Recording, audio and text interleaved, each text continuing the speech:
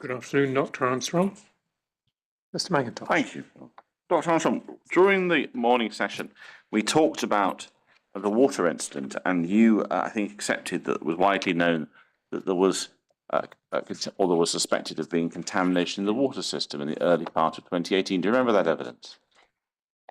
I think what I said, yes, I do, but I don't think I accept. What I said was I think there needs to be somebody other than me giving evidence around the water. Well, the reason I'm asking you is not whether there is water contamination. It's more that at that time, in early 2018, in March, would you accept there was a widespread understanding amongst the clinicians and estates people that there was a problem with water contamination, or at least a suspected problem with water contamination? What I remember at the time was the email that you talked about, and we all thought at that point that there was a water issue. We didn't really know what it was, but we certainly took it extraordinarily seriously. Right, so what steps were taken to communicate that to the patients and families in the Shahali unit?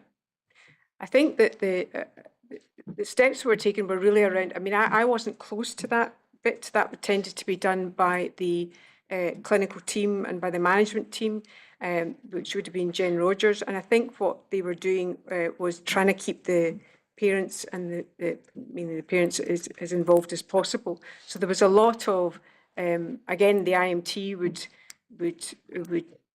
design what was being said to the parents as well. So I wasn't particularly close to that area, and it might be better that there are other people who are better placed, but I think people were doing their absolute utmost to speak to the parents. I think one of the issues was when you're going through that time, it's quite a fast moving process, and you don't have all the answers. And I think people like Brenda Gibson and Teresa were doing their absolute best to do that. Would you accept that it is at least a good idea if you're fitting point of use filters to taps to ensure that you give as clear an explanation as possible as to why you're doing that? Yes. Let's move back to Cryptococcus in 2019. And I'd like to look at page 277 of your statement.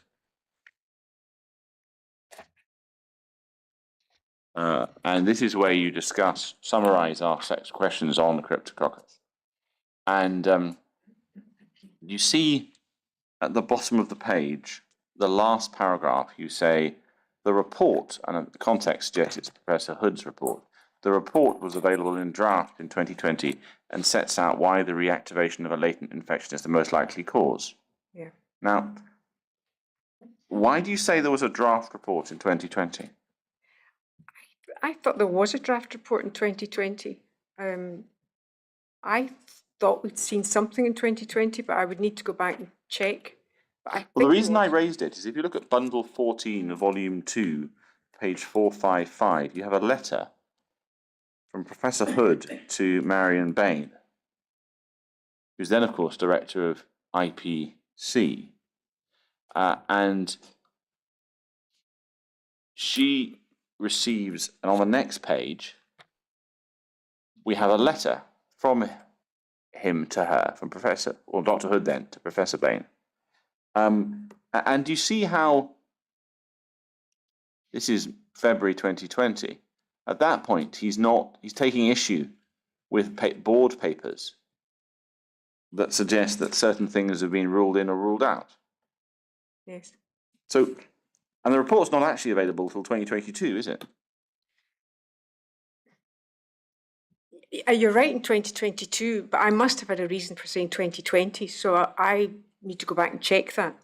But what I'm trying to get across is that whilst there might have been a document out there, what there does appear to be is a position taken by Professor Hood that at least in February, and I concede that's before, that's the early part of the year, he hadn't reached key conclusions. That's what that says. Yeah.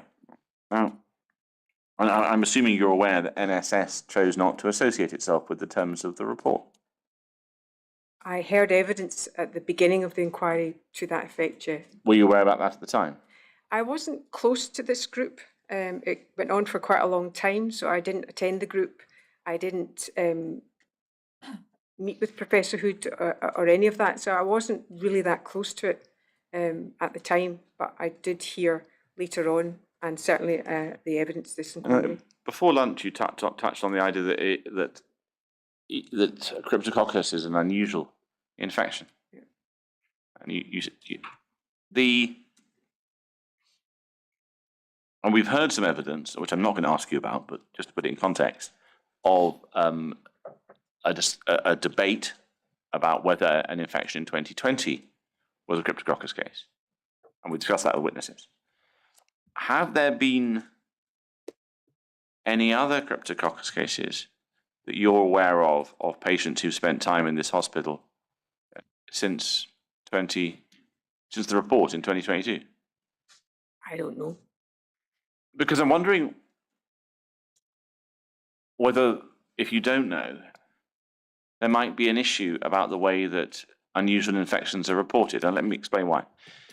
Why would you find out about an unusual infection as medical director? Yeah, I mean,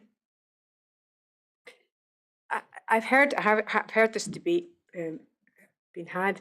So the unusual infection would, I think, appear when the microbiologist looks at it and determines that this is something that needs to be investigated, and therefore would either investigate that with the clinical team or would alert the infection control team. And they can then determine whether or not they hold a PAG, and then it would come up that way. I probably wouldn't know about it in my position. I wouldn't really know about it until it reached an IMT or until it reached a BICC, or whether there's some major public health implications. I would certainly know about it then. Yes, because it occurs to me, and the question I'm putting to you is, this question is, if it requires both the microbiologist to notice and the infection prevention control team to trigger a PAG for an unusual infection to become widely known, given these infections are so rare, does that not create a gap through which concerning unusual infections might fall?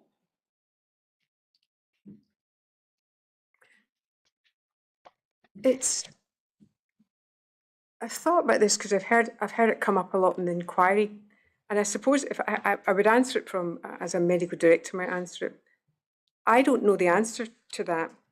What I would do is I would get some microbiologists and some epidemiologists and maybe the national surveillance people to actually look at it. You know, how many times does this happen in Scotland a year?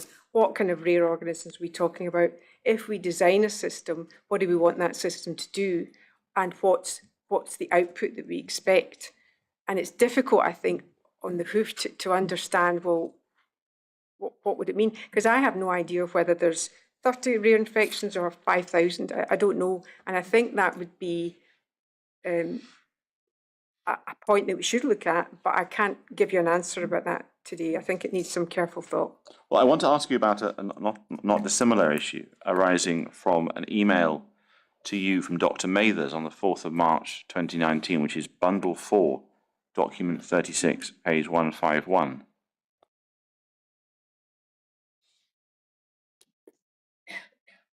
Now, at the bottom of the page, we have the email from Dr. Mathers to you on the 1st of March at 10:26 in the evening. Now, we've read this to be in the form of an S-bar, the way it's structured. Do you remember receiving this email? Yes. Yes.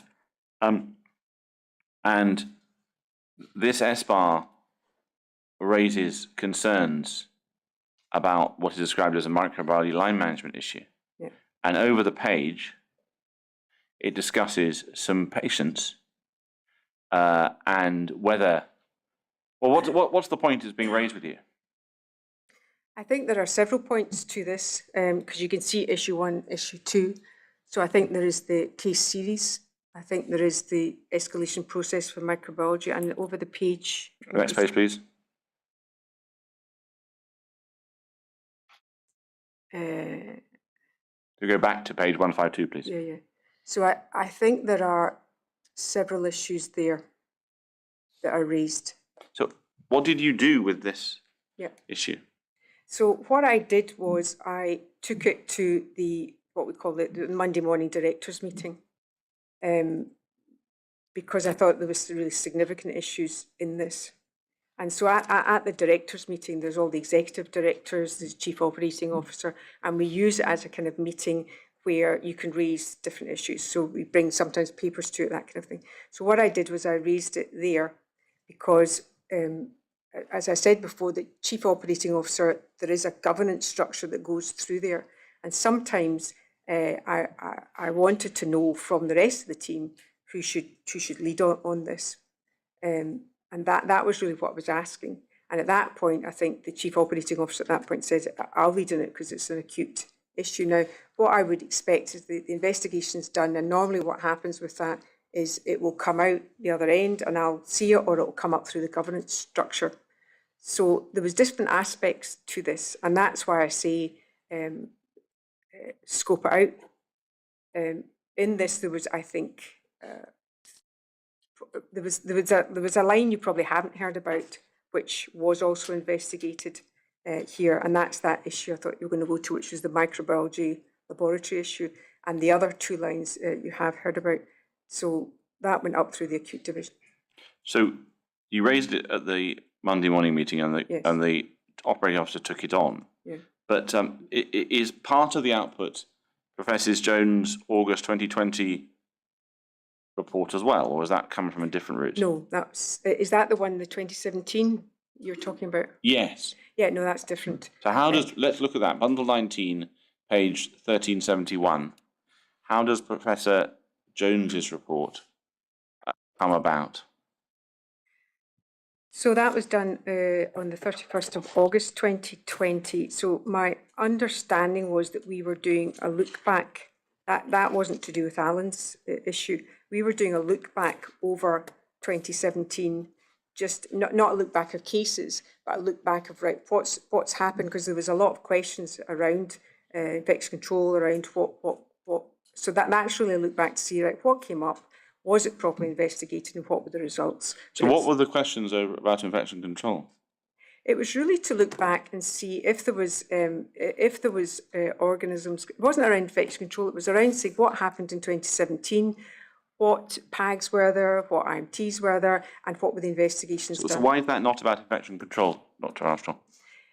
It's infection control is part of it, but it's about a kind of whole team approach. So it's about saying, right, did we identify the infections?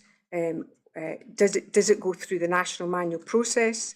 And did we follow that process? And then what happened? And in 2017, you will see probably about halfway through it, around April, we really started looking at, I started looking at some of the issues around that. So what was the issue that you were investigating?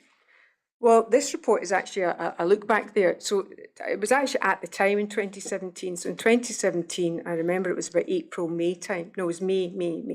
And Teresa we were discussing, it was a rotavirus outbreak in the ward. And because sometimes I do this with different services across the patch, I will have a much closer look at them. And there was a rotavirus outbreak, which was vomiting and diarrhea. I think it was around April, May time. And in the Hort, and I can't remember exactly, I was asking for a bit more information because it lasted 9 days. And there was also, I think, 2 cases of aspergillus. So I went back, I can't exactly remember, I've got the email trail around it anyway. There was a Hort done, and it had 3 things in it. And one of them was practice, the second one was cleaning, and the third thing was nurse staffing at the weekends. And so therefore I was quite keen to really, and I don't do this all the time, but I was quite keen that we bring together estates, staffing, infection control, and they do a weekly report, because I wanted to see what was happening. And so they did do a weekly report, and it started in June and it finished in August, because in the Board Infection Control Committee, Dr. Haig had brought up the issue about nurse staffing the weekends, because infection control is not just about infection control, it's about making sure you've got enough staff on to do all the preparation you need to do the weekends. So did Dr. Mather's SBAR or Professor Jones's report have anything to do with Stenotrophomonas cases in 2017 in Ward 2A? I think that, yes, I think that both will have looked to that. So I think Brian Jones, I think we don't call it Professor Jones' report, it's the Ward 2A. I think that did look at all the infections, and I think also that Dr. Mather's report looked at that as well. Could it be that one of the focuses of Dr. Mather's SBAR was a number of Stenotrophomonas infections in Ward 2A in 2017? In the SBAR that you've just showed me? Yes. No, he didn't mention that. It was much more a kind of looking back. So I think it just says, at that point it was that I think that I had spoken to Teresa earlier, and she had mentioned it, and I asked her to go through the sort of due process in the governance channel, which is the Chief of Medicine at Salon, and also Dr. Gibson, and the SBAR was not mentioning that at all. I think if you go back to the SBAR, I can't remember what it says, but it did say... Go back to bundle 4, please. Yeah, it was... What does it say? So just a moment, I can see the unredacted version. So you're telling us that this report has nothing to do with the Stenotrophomonas case in 2017? So what I thought you were talking about was the SBAR from March. No, this SBAR from Mather's, does that deal with Stenotrophomonas in 2017? I mean, you can't see it there because it's redacted text, but I'm assuming you've seen the unredacted one because it was sent to you. So from memory, that first case there, that's a different case. From memory. Right. So you don't think this has anything to do with Stenotrophomonas? Well, I think it led to that. I think it was that case that's been talked about from my memory is a different case, but this was to just do a look back. Because what I'm putting to you is that this Dr. Mather's intervention was, to some extent, a reaction to a concern that in 2017 the system hadn't spotted a series of cases involving Stenotrophomonas. I don't believe that to be the case, because I think that the Stenotrophomonas you're talking about in July had been investigated as an IMT and had gone through due process. There may have been an earlier one, but again, it's looking at the process by which you go in the national manual, if I'm remembering correctly. So in her evidence, Dr. Inkster has expressed a concern that this discussion, and I think she and you are at cross purposes what it's about, but maybe that's not important for this purpose, expressed a view that there is a conflict of interest, or there was then a conflict of interest, between your role as both medical director then and HAI executive lead. What do you have to say to that? I don't see any conflict of interest. Because in most boards it is the nurse director, somebody has to take on the role, but I don't see any conflict of interest.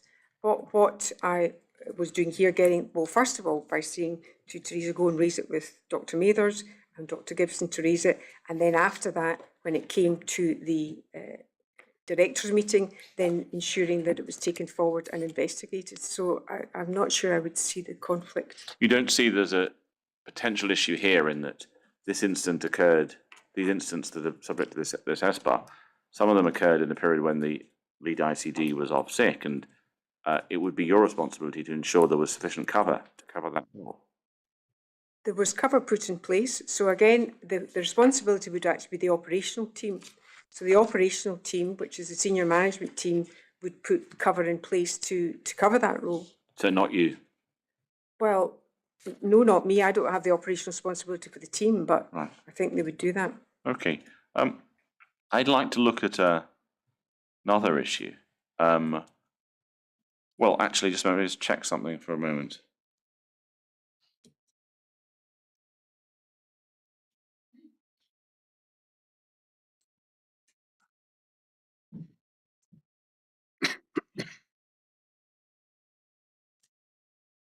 As I'm sure you appreciate, Dr. Armstrong, there are rather a lot of bundles. Yes.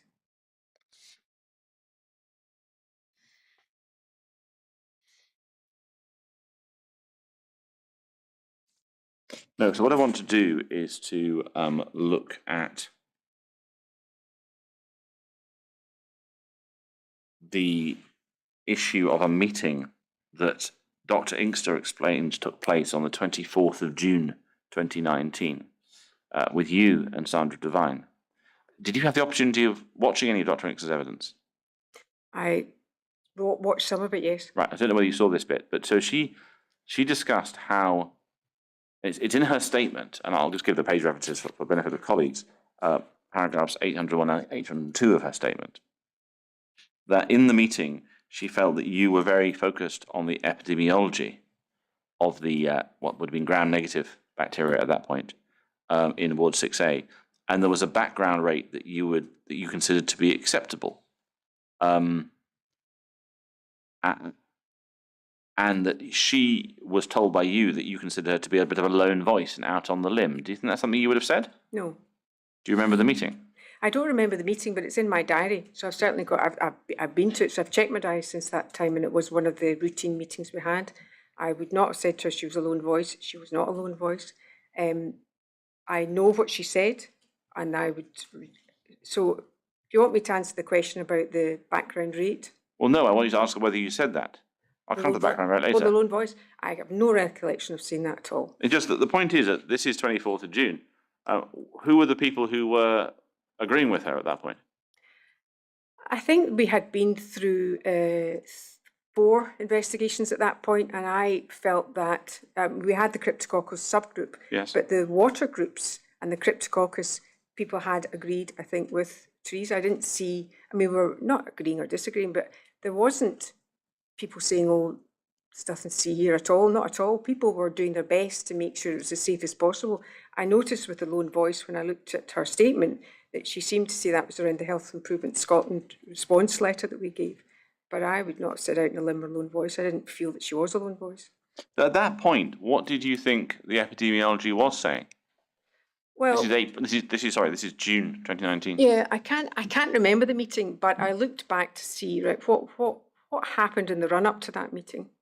And on the 19th of June, there's an email which is I think it's a discuss. I think it was after the first IMT, something like that, and it's something like the 19th of June. And Dr. Is it bundle 27, volume 8, page 135? We got it.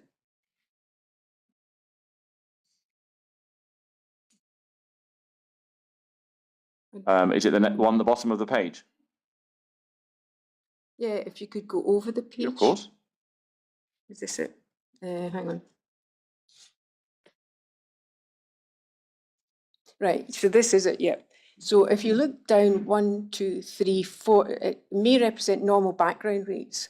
So I get that on the 19th of June, and that's about the Cheloni cases, but it's Well, also, no, that paragraph's about the gram-negative. Go back to the previous page. yeah, so that's the gram-negative one. Yes. So if you go over the page, then what that says to me is that that was so it's 2 separate issues here. There's a Mycobacterium cheloni and there's a gram-negative. And that gram-negative, I can't exactly remember how it started because I wasn't there. It either started because there was 2 cases of Mycobacterium cheloni, a new case, and then a case from last year. And then what happened was they, I think, added in the gram-negatives. And what that said to me was, may represent normal background rates. So, of course, I'm going to ask about that.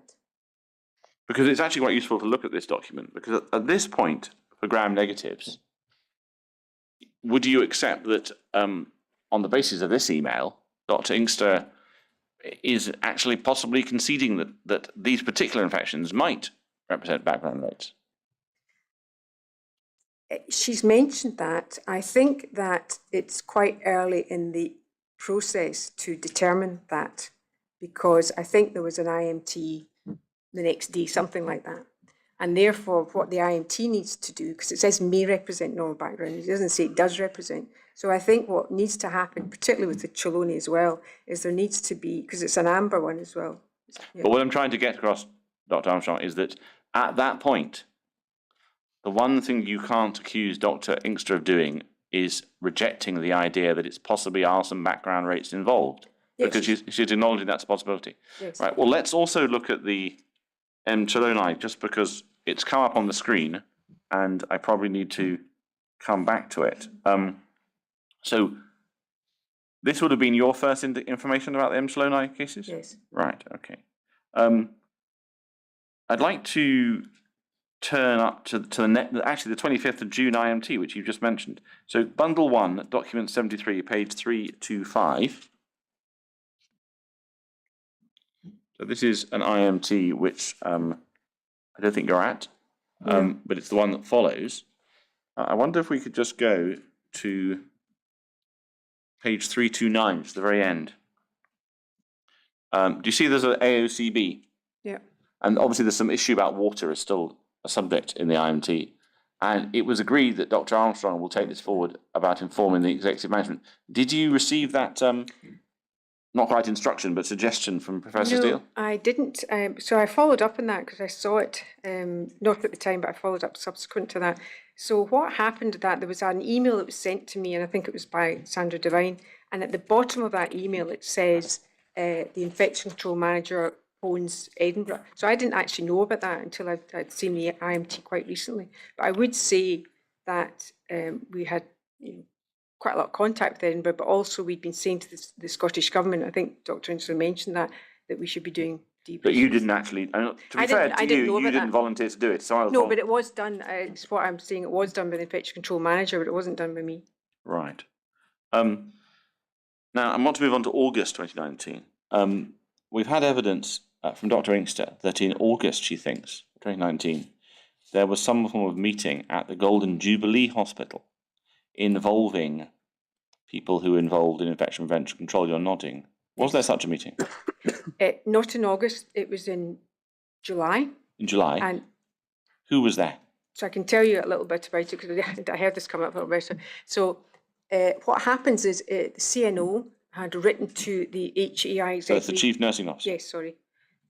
She had written to the infection control managers and the HAI exec leads from the boards, and we were invited to a meeting at the Golden Jubilee. I think it was June. And there's a little report from that meeting, and what they were asking was the HI exec leads and the infection control managers. There was also, I think, we brought our comms manager because there was an issue about communication. There was issues about learning from this.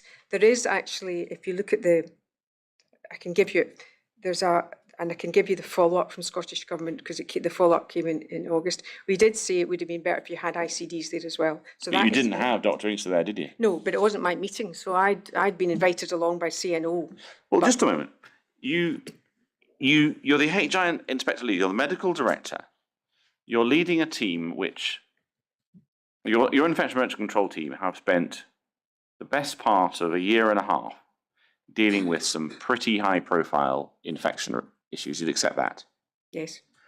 And the Scottish Government wants a meeting, and you know, by this point, June, that there are some tensions in the team. You've already had to arrange the meeting between Professor Steele and Dr. Inkster. You know what happened what happened in 2017 when Dr. Peters and others resigned. You know all that. Why would you not think, well, we better tell her? It wasn't that. So I would get emails frequently from Scottish Government, from a whole range of different people, from all sorts of different meetings. It wasn't like that. It was about an email that came out from the CNO they often did this. They often would come to the HI exec leads and say, we have a meeting, we have this, that, and the next thing. So from my point of view, I wasn't making the link that you're making now. I would get frequent emails, loads of emails every day. And this email came in and said, we want to, it wasn't about Glasgow, I don't think. Or maybe it was about learning from all of the different boards, and they would do that at board level. Yes, but it's learning from, you've got a massive learning experience. You just told me you've had a series of IMTs where everyone's working together, lots of difficult issues, and you don't tell the lead infection control doctor, and she finds out because she's there for a personal matter. It's not going to help team relationships, is it? I don't know whether we told her or not. Well, she says you didn't. Right. So we can look back on that. But I guess I didn't think about it in the way you're thinking about it. But now you're making the point. Then maybe we should have done. Because sorry, carry on. Sorry, and it's actually at the bottom of the minute of the meeting, we all said we could do another meeting with infection control doctors. That's what Because we the other said. point is that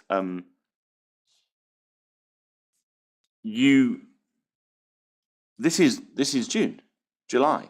June. There's lots of points that are coming up.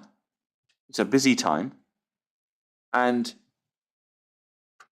she's going to find out, I suspect. And if she doesn't find out until later, it's not going to be a good thing, is it? I didn't know that Dr. Inkster had found out, as you put it, or was upset about it until I heard her give it in evidence. And I'd kind of almost forgotten about the meeting. But I can see how she felt. Yeah, because the other thing is that you're the healthcare acquired infection executive lead at this point. And you've explained to us many times how you have no expertise in infection prevention control. Shouldn't you take someone to such a meeting with a microbiology perspective who's chairing our IMTs if one of the issues is communication? The invite, which I can show you from the CNO, was the invite to the HCI executive. It's not my meeting. And certainly it was pointed out at the end of the meeting that we should do another one with the ICDs. But it wasn't my meeting to invite anybody to. Well, obviously, we'd delighted to receive a copy and we'll look at it. But it just does occur to me that if you were being invited to a meeting, one of which you just said its purpose was to discuss communication, given what evidence you've given, you have no knowledge about communication. So wouldn't it be a good idea at least to get a briefing from Dr. Inkster so that you can be informed and attend the meeting in value? The communication aspect on the meeting, from what I can remember, was not, it was more a kind of at a board level. And we can get you the slides from it and show you the slides. It wasn't from memory at, it was, I think what she was trying to say was, how do we get communication between boards? One of the recommendations, for example, was, should we get a learning thing for Scotland if there's major incidents like that? And she was taking it, I think, at board level first to say, Glasgow have had this problem, Edinburgh's had that problem. Should we have something? That was one of the issues, for example. So well, kind of at that level. I'd like to move on to the 1st of August IMT. So that's Bundle 1, Document 75, page 334. And I'm going to deal with this for two different purposes, but the first purpose is to talk about Microbacterium chelonae. And I wonder if we can go to page 261 of your statement.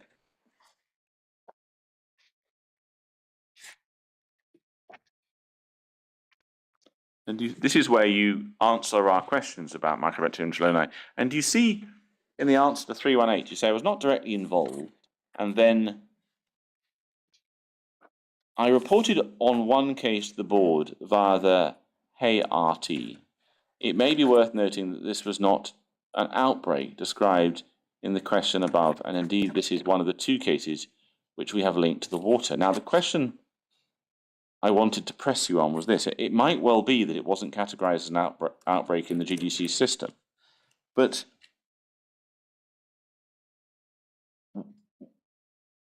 given the definition of an outbreak in the National Infection Prevention Control Manual, surely it should have been, because there were two cases within 13 months of each other in the same cohort of patients. So the reason I put that there was because my understanding of it, if I remember correctly, was that the first case had been diagnosed in 2018. In May 2018, yes. May 2018. And the second case, I think, was more recent, 2019. It was June in 2019. June. So when they looked back, they found the first case, and they then, from memory, I think that Dr. Inkster then did DNA sampling, and it went to St Andrews, I think. And it came back that they believed that one case was linked to the water supply, pre-filters. So it's probably, we had the filters in the ward, and this case had probably, they did a patient pathway to see where the patient had actually got chelonae. That was the 2018 case? That was 2019 case. Well, because there's also material that the 2018 case has a pathway the same. Yeah, so so I'm talking about 20, so I'm gabbling a bit. So 2019, from memory, was the case where we thought it was directly linked to the water. Yes. And therefore, that was directly linked. The 2018 case, when they took the sample of that case, they did not link it to the water. And indeed, I mean, just telling what I was told, and therefore that case was excluded from the investigation. So at that point, there was one case of Trelawney which we thought was linked to the water, but not the case in 2018. So if there's subsequent evidence, or indeed other evidence, that Dr. Inkster went and examined the water pipes in Ward 2A and found M. chelonae in the water pipes in 2A, would that presumably change this into an outbreak? Because there were two cases. No, at that point, so going back to what was happening at that point. So at that point, because it has to go through a very strict process. It's at that point what I was being told, because otherwise I'd have put the second case in the hearing, and the hearing's written for me. So what was happening was there was two cases, and I think it was something like the 3rd or 6th of July, something like that. The cases were both sent to the same laboratory with environmental samples, and one of them was linked and the other was not. And then there was, I think, water testing done in 2A, and I can see that in the minutes. Yes. See something in the minutes. And that was, the water testing was done in 2019, and that was true. But the issue, from what I understood, was in 2018, there had not been water testing done at the time that the case was on the ward. And that was agreed between Dr. Inkster and between HPS. And I think the reason for that was because they didn't want to take off the point of use filters to test the water. So what we didn't have was a contemporaneous water testing in 2018 with the same case. Can we look at the National Prevention Control Manual? So that's page bundle 27, volume 4, document 16 at page 178. Now, we have in the middle of the page, paragraph 3.1, definitions of healthcare infection outbreak. This is a later version, like I said, then this piece has changed. Do you see, after the first hyperlink in the paragraph, we have a healthcare associated infection outbreak? Yep. And then 2 or more linked cases with the same infectious agent associated with the same healthcare setting over a specified time period. Now, so you're effectively saying that because it hadn't been linked between the 2018 case and the water supply in 2A, it's not an outbreak. Is that your basic point? What I'm saying is what I was told at the time. So what I'm saying is that the hypothesis was that these two cases were either linked to each other or linked to the water supply. By the DNA testing that was done in St Andrews, what happened was back came to me that one case had been linked to 2019, but the other case wasn't, and therefore that we were thought to just have linked one case, and so that was what was told to me, and the other case was excluded. But on further evidence, I think it would be reasonable, and this was when I had some dialogue with the family, that the water hadn't actually been tested in 2018. But at this point, I didn't realise that. The inquiry has provided the BSI infection database that the board has provided to its own experts. And Dr. Mumford has discovered within the early months of 2016 a third Mycobacterium chelonae case. Now, is that something you're aware of? I'm only aware of it in terms of the information that we've given to the inquiry on that case, and the case details of the case have been handed over to the inquiry, because that was in 2016, I think. Yes. Yeah.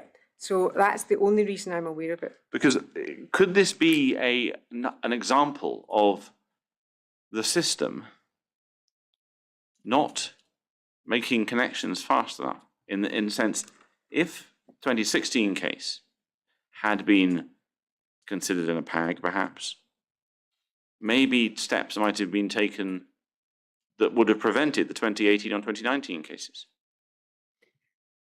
I think that, so what, I'm not sure about that, because that's making the supposition that there was a causative agent from the environment. And I think what we showed was in 2019, absolutely. But that was after the chlorine dioxide had started in the December beforehand. Now, I'm not an expert in this, but we do know that that does select out Mycoplasma chelonae. So it's a very complex area. But your point, I think, is right in that we should be developing, not just in GGC, but across NH, and that's why I'm saying it needs some careful thought. We should be developing a system that enables us to pick up these more clearly, because there's always forearmed is forewarned. So I agree with that. But your second point, I'm not sure I do agree with. You don't feel that as HAI executive lead, that it was your job to make sure the system existed back in 2016 that would have caught it? We do have a system in Scotland, and as I think as Sandra Devine said, we had a forensic accountant looking at Glasgow's system. So we report everything via the manual, and we also add these infections on to the, when infections come up and the lead infection control doctor wants it added into the alert system that then alerts the labs, then we do that. What I'm suggesting to you though is that you need to make things systematic in the NHS. Because if it's not systematic, then people either don't do it or we overreact to things. And so therefore I'm suggesting that there needs to be a national look at, as I said to you before, I don't know how many unusual organisms there is. Is it pathogenic ones? There's a whole range of things, and then we set up a system for it so that we do it every time. Let's move on to, we'll stay with the 1st of August actually. Can you move to page 257 of your statement, please? When you're discussing the 1st of August IMT, do you see in the middle of the page, you say, Ward 6A was closed to new admissions and new diagnosed children were diverted either to Edinburgh or Aberdeen, causing great distress and increasing risk to other units and children. Children were also started on prophylaxis, which later described as causing vomiting and diarrhea. Am I right in saying that this is you criticising the decision to closing the ward to new admissions? No, not at all. Really not at all. Sorry, it reads like that. It shouldn't read like that. It does. I don't think it reads like that. What I'm saying is that at that time, we had we had a very significant issue. And what I'm trying to say is I'm trying to describe some of the impact of what was happening. What was the significant issue at the 1st of August then? Oh, lots. I mean, the issue was for me around there was. You heard evidence in it actually last year.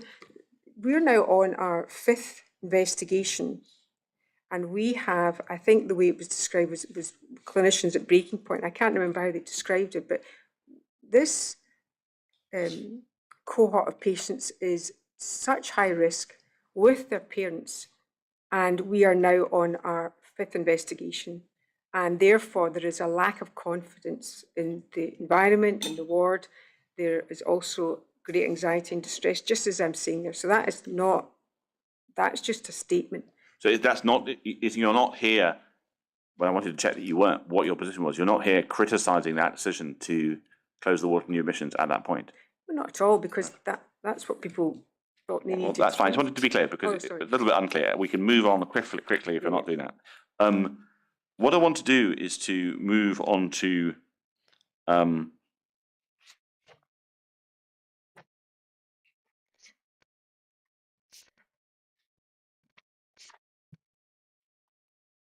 well, firstly, can I just check one thing? The origin of your reportage of increased risk to other units and children, am I right in thinking that must come from an email from Jamie Redfern in September? I think he reports that as he something. does report it in September, but I was, from memory, also talked to colleagues in particularly Edinburgh. We have a very good relationship because often we'll help Edinburgh out, they'll help us out on a series of issues. And certainly Jamie was doing the formalised, I think there was a meeting at 5 o'clock when they discussed the patients, but also I will be talking to Edinburgh quite a lot about a whole range of things, and I'm checking with them that it's okay, and I think there was... So it might have come from your Edinburgh colleagues earlier? Yeah, could right. have done. Okay. What I want to do is move on to, well, it's page 267 of your statement. We're going to get into this in some detail. You describe in the second paragraph on page 267 the unit was closed, and you describe the erosion of confidence. You just discussed that. And then you say this: following concerns which were raised by IMT members, a new chair was appointed. Yeah. Now, there's a lot to get into here. It's not just a one question thing, but which IMT members raised concerns about the IMT in early August 2019? So I think there was concern, or not concerns, but there was unease, and I think I say that in my statement, raised with me. Now, just to set this into context, because I've heard No, it come. I'm sorry, Dr. Armstrong. We've only got another hour and a Sorry. half. Which IMT members raised concerns with you? The IMT members would have probably been, I think, Tom Steele. It would have probably been, I can't remember if Scott was, but I remember it was also Kevin Hill. A number of people, but I just can't remember exactly the names, and Sandra Devine. Sandra, thank you. Now, I want to look at an email of the 16th of August, 2019, which is Bundle 14, Volume 2, Document 144, page 568. So this is an invitation to a meeting sent by Dr. de Keestekker's assistant on the 20th of August. And I'm wondering what role you played in arranging for this meeting to take place. So I did write the email, and I did have I did want the meeting to take place, and I do want to say this. At the time, we had children wards closed, we had debate around what the hypothesis was, we had an uncertainty around it, and we also had extreme stress from staff and parents. And it's also not an easy thing for us to not provide treatment for our own population. So when that is going on, as a medical director, I'm afraid you have to step in, because you have to be able to put things back on track. And that is what most medical directors do. There is high clinical risk here. There is a lack of understanding of what the actual hypothesis is. And there is also, now we've got, the stakes are pretty high for patients. And therefore, when IMT concerns are raised, we have to investigate them. Now, the email that's caused so much debate here, I actually was trying to write that carefully, not in any way to stop anyone coming to the meeting, but actually I was certainly not going to write an email to say, come and discuss the IMT chair, because at that point it was about the functioning of the IMT. You could have just, I know, used the letters IMT somewhere in the email. You didn't have to mention the chair, but you didn't mention it at all, Dr. Armstrong. I find this a little bit, I could have, but what I was trying to do was to write an email which didn't prejudge anything. I didn't give it the thought that it's been given today, and I didn't say I'm not going to mention the IMT because I don't want anyone to know it's about the IMT. What I'm trying to say there is exactly what it is. What is the current position, and what additional support to address current issues? So I'm not going to write about IMTs or chairs or anything else. What I'm trying to do there is I'm looking at a risk. I'm looking at the IMT is not functioning. I'm looking at a very fragile population, and I'm the medical director of GGC, and I need to do something about this. What steps did you take to consult the clinicians who were treating the patient? Again, I would say to you that this was about us sorting out the IMT that the clinicians could attend. The clinicians are under extreme stress at that point, and they said that in the evidence last year. They are delivering care to the children. The board needs to make sure that this IMT of which they're taking part is functioning properly. This is not about trying to put even more pressure on them to say, come on and let's discuss. Well, no, I'm not suggesting they necessarily need to come, but the question, I'm assuming the answer to this question is no, that you didn't even make contact with any of the clinicians just to check in with them, say, any feedback, any thoughts, what do you want us to do? I'm not saying they had to come to the meeting, because I suspect they were probably busy at that time, but you didn't check in with them, did you? The feedback coming up was through mainly the nursing note. You're absolutely correct in that. I didn't really. You're correct in what you say, but not in the way in which I think the inference is coming across. For me, it is about a board needs to step in, get an IMT functioning again. I wasn't presupposing what was going to come out of it. All I know is there's big clinical risk over here. So do you see this as a sort of executive discussion process to make a tough executive decision? I see it as, over the years that I've been medical director, sometimes in life you've got to step in when you think things are going wrong. You can't duck that. Okay, well, let's look at the minute. Let's look at the minute. Bundle 6, document 22, page 70.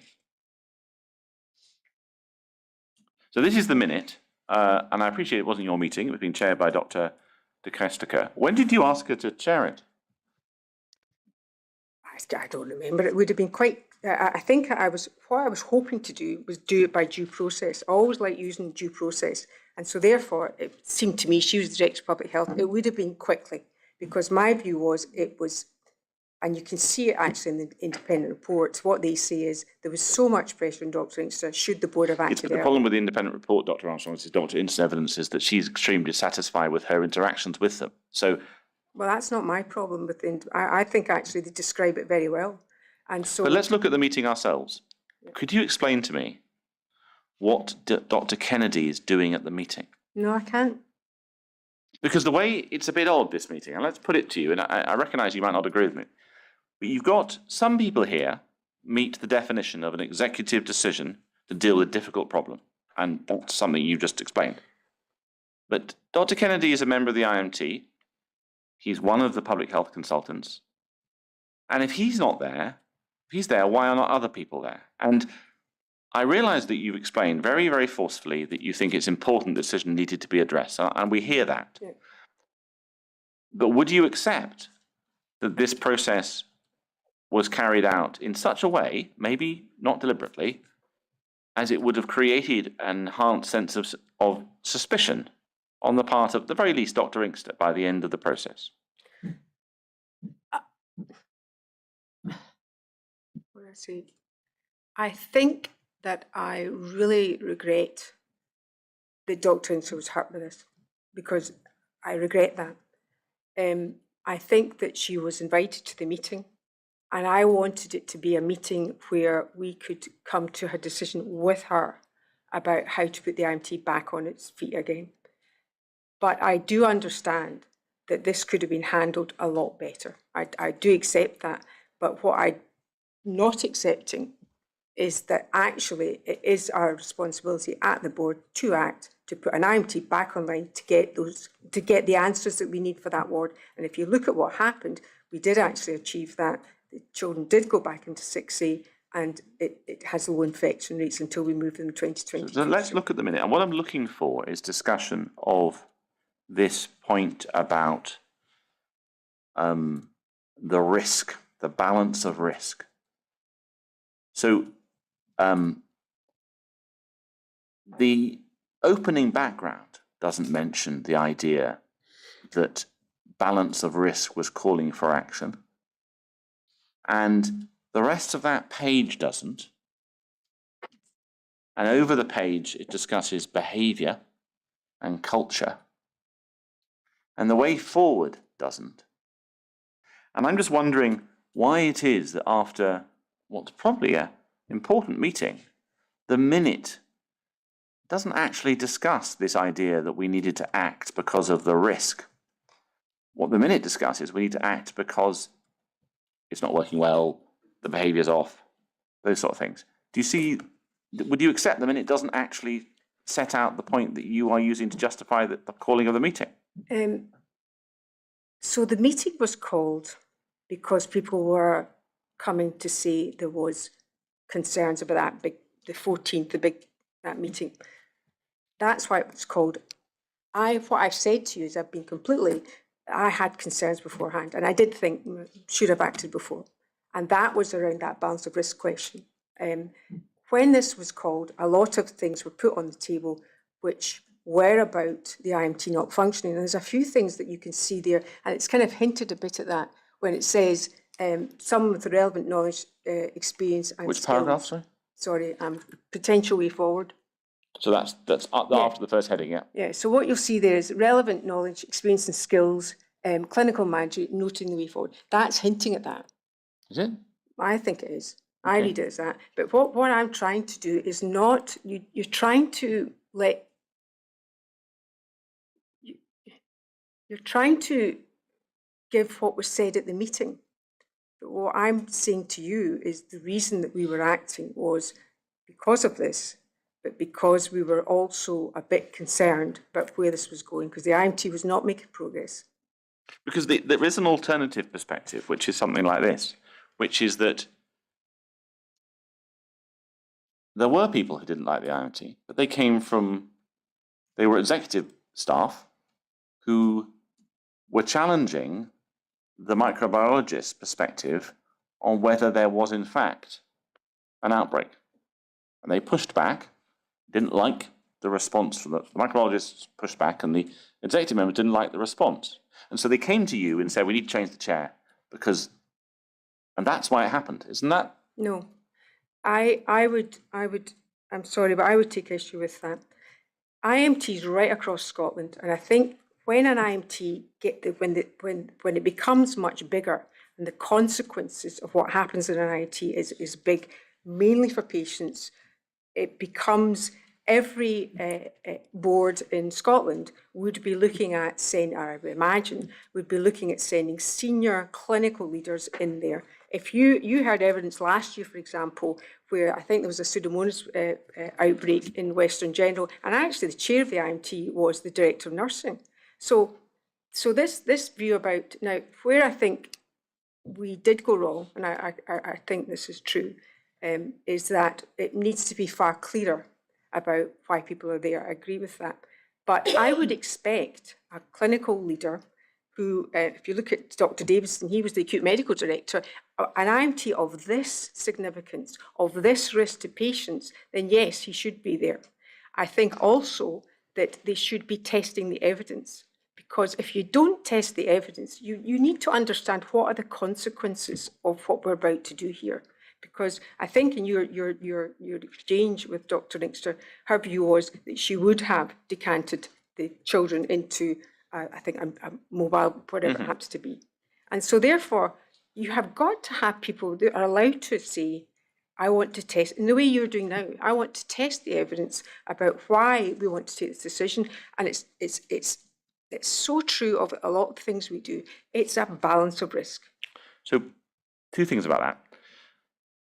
This IMT, I think everyone agrees, came off the rails to some degree. Yes.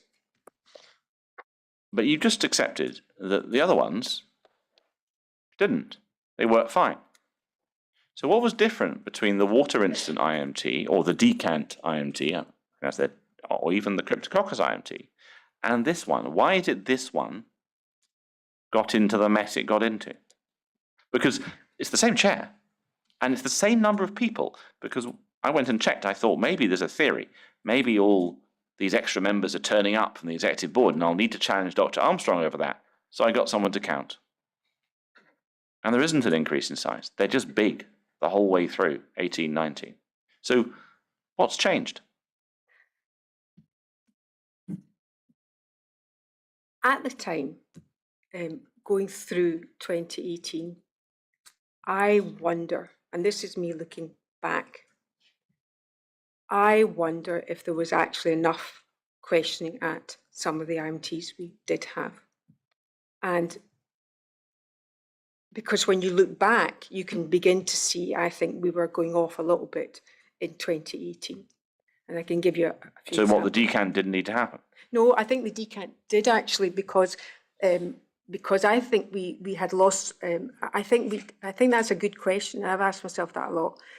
We needed to build a new unit for these children. I believe that, because at that point, the unit had not been built right. We'd done a lot of modification to it, but actually, I think to restore confidence in it, we needed to do that, and that was a reasonable thing to do.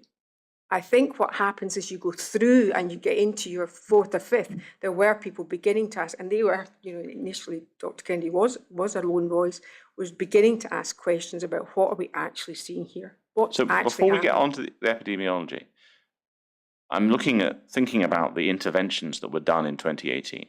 Yeah. Because in one sense, they're a measurable output from an IMT. Yeah. So was fitting the filters the wrong thing to do? I'm assuming that wasn't the wrong thing to do. No, it wasn't, and that wasn't where I was getting from. So what were you thinking was done that shouldn't have been done, or done that wasn't justified? Sorry, I didn't mean to touch it. Perhaps you'd be careful not to speak over. Yeah, I know, the it's a witness. habit one gets into. I'm sorry, Dr. Sorry, I Armstrong. think I spoke over as well. We've spoken over each other. My So what apologies. are the things that you think in 2018 maybe either shouldn't have happened, or weren't properly argued through, weren't properly justified? I think that the actions we needed to take, because everybody wants to keep our patients safe. So I have no problem with that.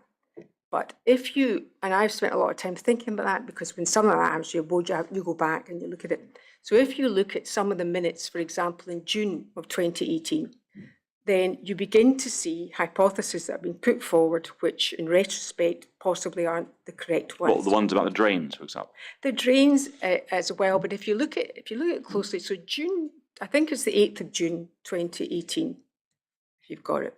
I keep going. Okay, so on the 8th of June 2018, what you will see there is 9 stenotrophomonas cases. And what you see is and I wasn't at the IMT, but what you see is 9 stenotrophomonas cases. And at that point, Dr. Inkster says, I'm not sure they're water-related. Meropenem prescribing was up in the first quarter of the year. Now, what happens then is that then disappears when you get to the 13th of June. And that's suddenly these cases become water-related. So, you're not an expert in any of this. No, I'm not an expert, but you asked me the question, and what I'm saying to you is, when you look back, you can begin to see that.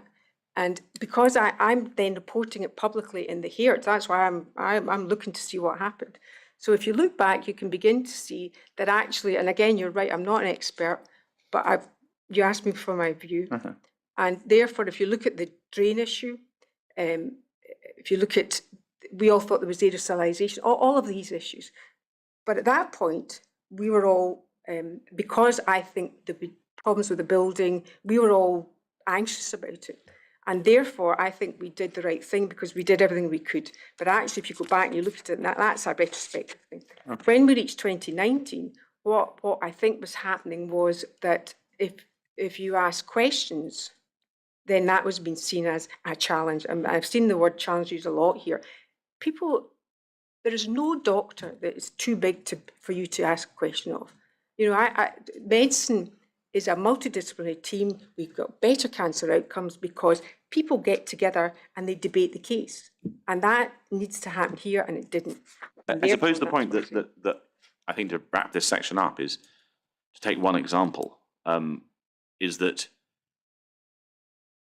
Professor Steele was quite cross that Dr. Peters gestured 0 with her hands when she was explaining there were no cases of a particular, there were no gram-negative cases in I think Great Ormond Street. Now, she may or may not have been right. That's not my point. It's that he's the director of estates, and there is there not a connection between, remember Dr. Stewart's report, the professional opinions of microbiologists being ignored by the Director of Environmental Control? Is this not potentially the same thing happening? Sorry, I thought you were going to go in a different direction there. No, I don't believe so. I think that in the report it was, and I can't remember all of it, but what needs to come together in an IMT is the expertise of everyone around the table. It's not just because you're a microbiologist or because you're in infection control or because you're estates that your view rules the world. Because unless you do that, you don't get a proper appreciation of the risk. So if you look at someone like Professor Steele, who's very, very experienced, you've got to be able to put that picture together. And if you have one voice that is then dominating everybody else, that's when not good things happen. And that's why when you get someone like Dr. Crichton, who's extremely experienced and has lots of knowledge and chairing, then you can begin to allow other voices to come through. Because in the end of the day, what you've got to do as a board is make risk-based decisions with only one purpose in mind. That is the patient. Well, let's look at the bottom of page. It's not about professional anything else. Let's look at the bottom of page 293 of your statement. Answer to question 416D. Now, we've discussed most of this paragraph already, I think, about the IMT and what issues were raised with you. But do you see the last sentence? There was a view, and this is set out in the external view, that this had become about proving themselves right than a focus on the children. Do you subscribe to that view?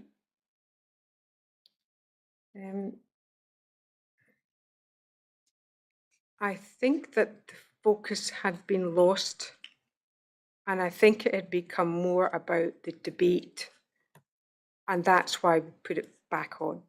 I'm hesitant. I'm hesitating because I'm thinking that I worked with Dr. Inkster for a long period, and I think she was very well-meaning, and she worked hard and she did a lot of good.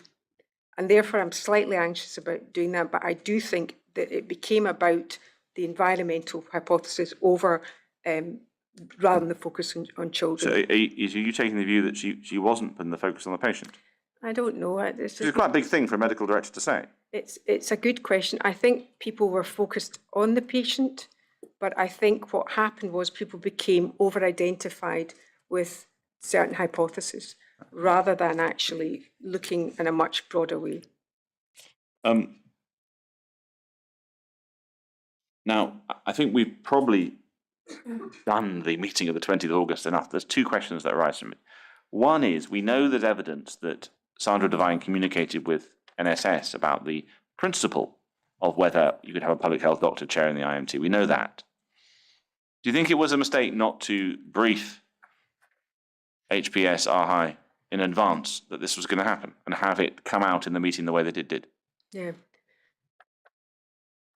Just in terms of your first comment, my understanding is it was actually the Director of Nursing from Greater Glasgow and Clyde who texted. Yeah, it is. That's the evidence, yeah. So that's Mags Maguire. She texted, I think, Jackie Riley. And to be fair to Jackie Riley, she didn't say what it was about. She just said, we would like to change a chair. Could it be? So that's one thing. I'm sorry, I've forgotten your. The question is, would it have been a good idea to actually tell Jackie Riley what you were going to do before Annette Rankin turned up on the 23rd to ask the question she asked, which is recorded in the minutes and we've had evidence about? Yes, you're right in terms of the way that was handled was poor. And I would say that I had actually told NSS, because if you look at the 21st of August, I'd actually spoken to their medical director, and I say in my statement that I told them about that meeting, but I probably hadn't gone into the detail. But you're absolutely right. The way it was handled, and actually it was Dr. Crichton who had she went in to try and sort things out, and she did well, and probably we should have done that better. Probably myself, Linda, we should have done that better, me. Because actually it's not, I mean, I think to preempt a question I'm inevitably going to get from counsel for NSS in a moment if I don't ask this, is it wasn't, the NSS weren't actually told that you were going to replace the chair. You didn't tell them they were actually going to replace Dr. Inkster by somebody else on the 21st. So. No, right. Just taking the whole thing as a broadly, so in terms of the way the clinicians found out about it, the way Dr. Inkster found out about it, the way NSS found out at it, would you concede that for whatever the reasons you thought you were doing it, it was not being done the most effective way possible? Because it was going to create distress of various levels amongst those people for them to be surprised. I would certainly concede that with one little nuance. I was keen that the IMT went ahead on Friday because we hadn't had one since the 14th. And the problem was, I think, as Sandra Devine told you, she had been trying to get in touch with Dr. Inkster, but in the note it said, do not contact me. And I think that went wrong. I wondered now, should we put it off till Monday? But to me, that seemed, we had clinical risk here. So yeah, it was handled badly. The clinicians found out at the time, but I'm not sure I'd have put that IMT off to the Monday, because the problem about doing that is you lose 4 or 5 days in that. So, right, can I ask you just to look at one email on bundle 27, volume 8, page 147.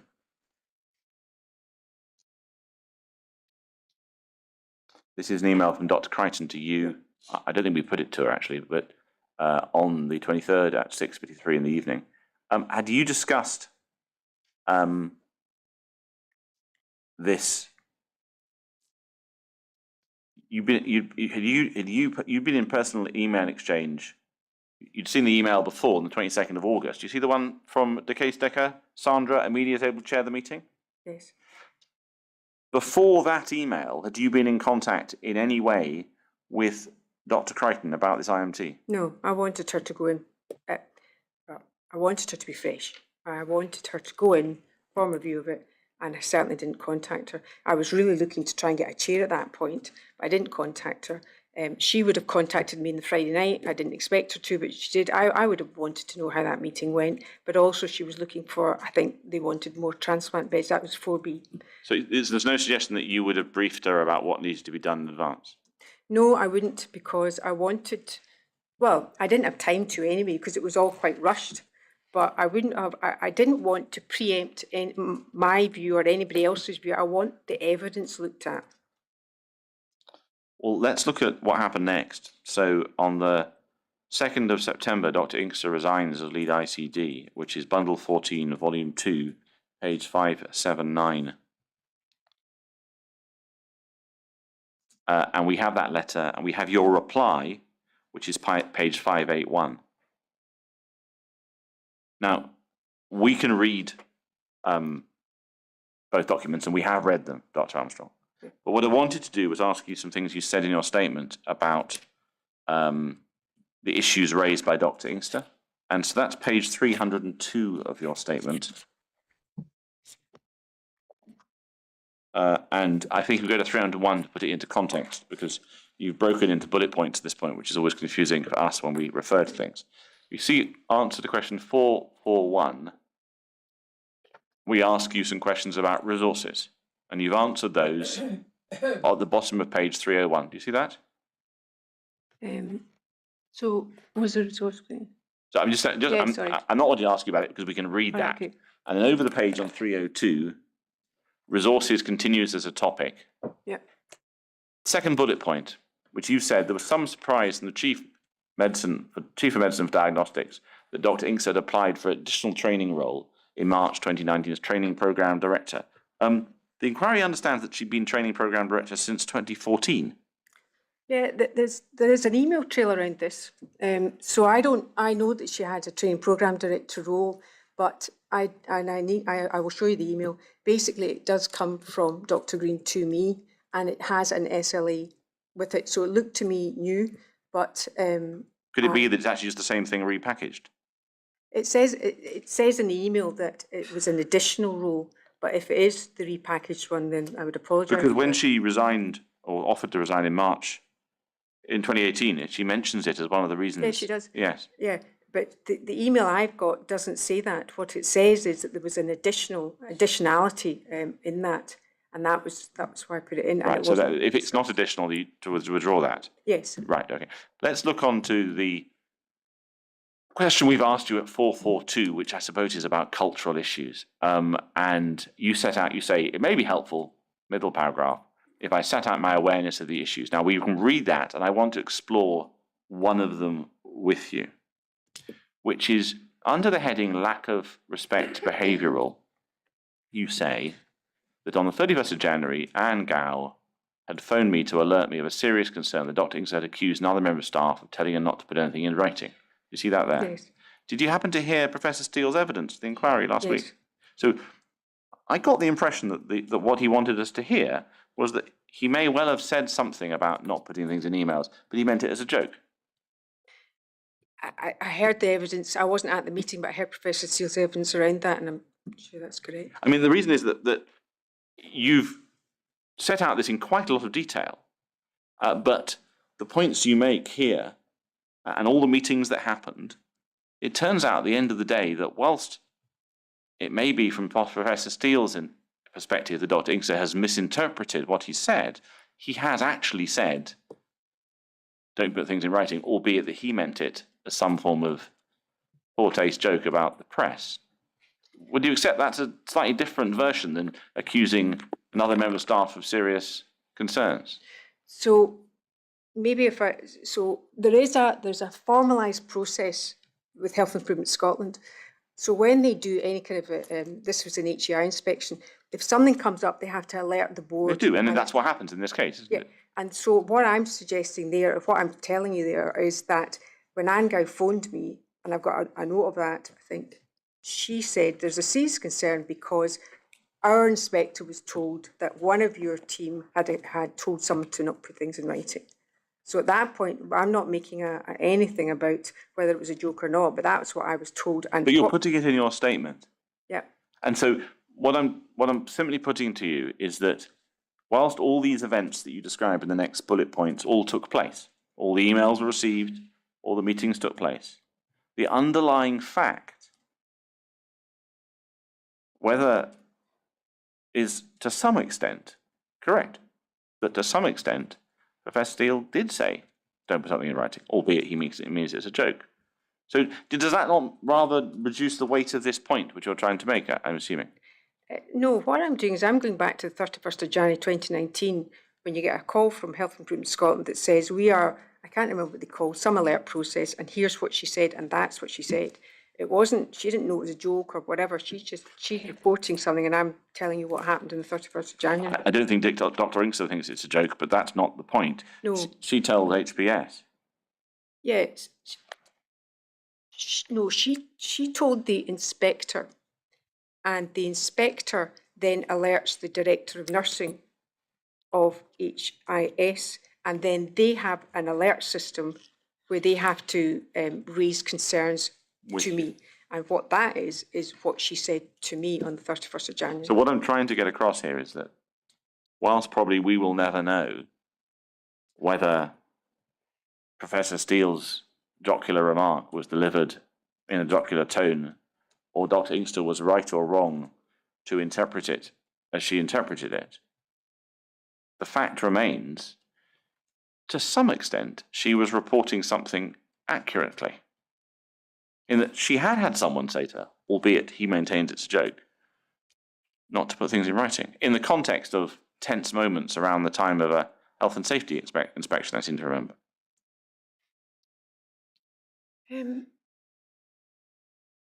I think that context and tone is everything. And if you say something as a joke, and I know Tom well, I think he's a great colleague, so I'll put that conflict out there. But if I'm saying something to you as a joke, and then you go to the GMC, for example, and say, Jennifer said something to me, then that's quite serious. Yes, I agree. So it is that. So it's all about, you can't just say, you know, because the GMC will come back to me and I'll say it was a joke and suddenly, you know, it's just not. But equally, everything in its context. The way that Dr. Inkster describes her relationships with, and the context at the time, Professor Steele, and over the whole 4 years back to the appointment as regional ICD in 2015, is of people not telling her things. And so it might be, I put it to you, that when she hears this remark, in her context, it's a serious problem. Do you see that's a possibility from her perspective? I'm not quite sure what you're getting at. Well, what I'm getting at is that in some senses, the cultural situation in the infection prevention control team, you see it one way, Professor Steele sees it one way, but Dr. Inkster sees it in a different way. And so when his remark is made, she sees it as a problem. She sees it as a threat. And that doesn't mean she's maliciously reporting him to the HPS inspector. She's raising a valid point. Do you see that? I don't, and I'll tell you why. Because if she'd seen it that way, and I don't know which way. Let's take it. If somebody sees it that way, then what I would expect them to do is to go through the policies that the board has, which are actually pretty good, about how you raise matters if you've got an issue with a colleague. And you would say to your line manager or to whoever it happens to be, I had a meeting the other day and I felt that this was not appropriate. Then the board has policies, as indeed the NHS do, where you raise those matters and you get an investigation if it goes that far, or we have a thing called Civility Saves Lives. We have that for doctors, in fact, clinical staff in GGC, and that has an informal, what we call cup of coffee, up to something like that. So the reason that you do that is because you want things investigated, and if somebody is behaving inappropriately, then it should be dealt with. or you give the person the chance of a response. But when you, and you can raise, people are free to raise things the way they like, but if it was me, for example, it would be better to go through that process rather than go straight out and say something when you've not raised it as an issue before, either with the person that you're upset by or using the processes that the board has. So there's, I suppose, two questions about that. One is, Dr. Inks's version of events is that she doesn't seek out the inspector. The inspector is there, and she's the only ICD in the building. Is she not supposed to mention it at that point? I think that the HEI expect staff should be everybody should be feel to mention what they like. What exactly? But there's a fairness that's required. So if I had an issue with somebody or someone an issue with me, you would hope, if it was any of us here, that would be mentioned as a meeting between people to try and sort it out. You'd hope that. But if it goes straight into the inspector's report, which it did, and then it appears on the front page of lots of newspapers, it was even debated, I think, on some parliamentary debate, then that causes a lot of anxiety. And one of the things which I think she mentioned being a lone voice, we did write back to Health Improvement Scotland.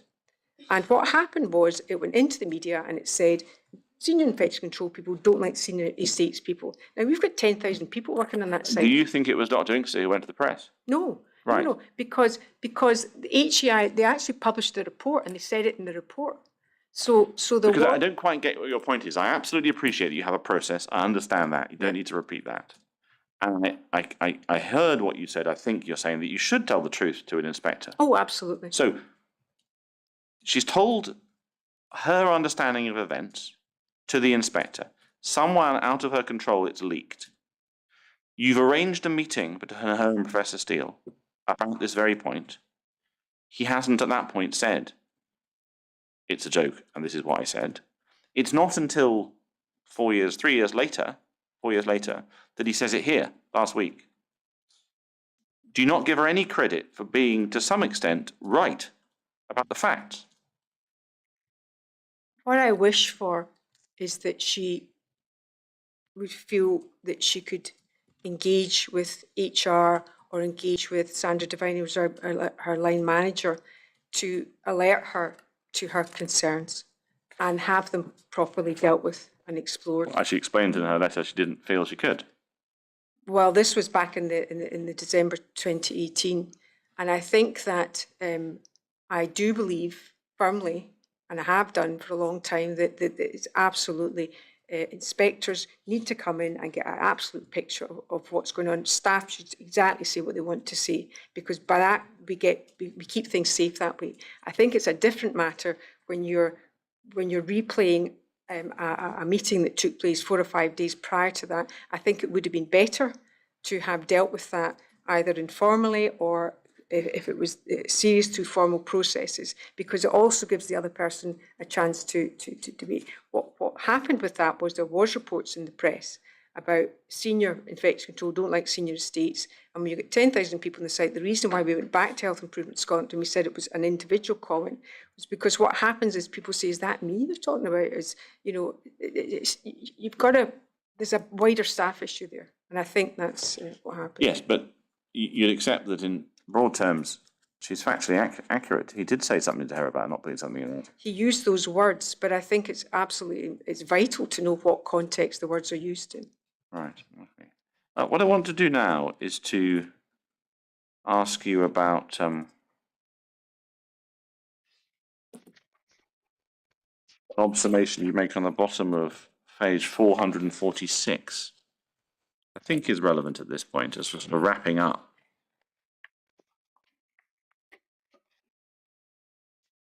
So question 446 is page 306.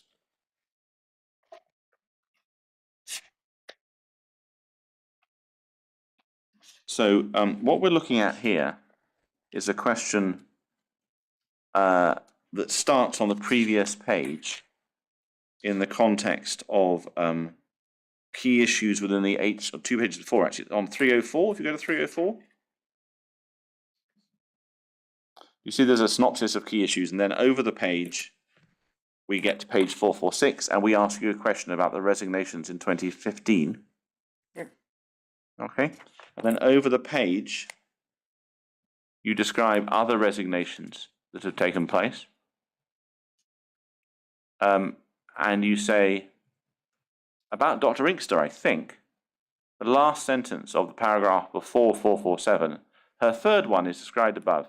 In each case, there seemed to be little attempt to utilize well-recognized channels to raise issues and indeed to be part of resolving the issues.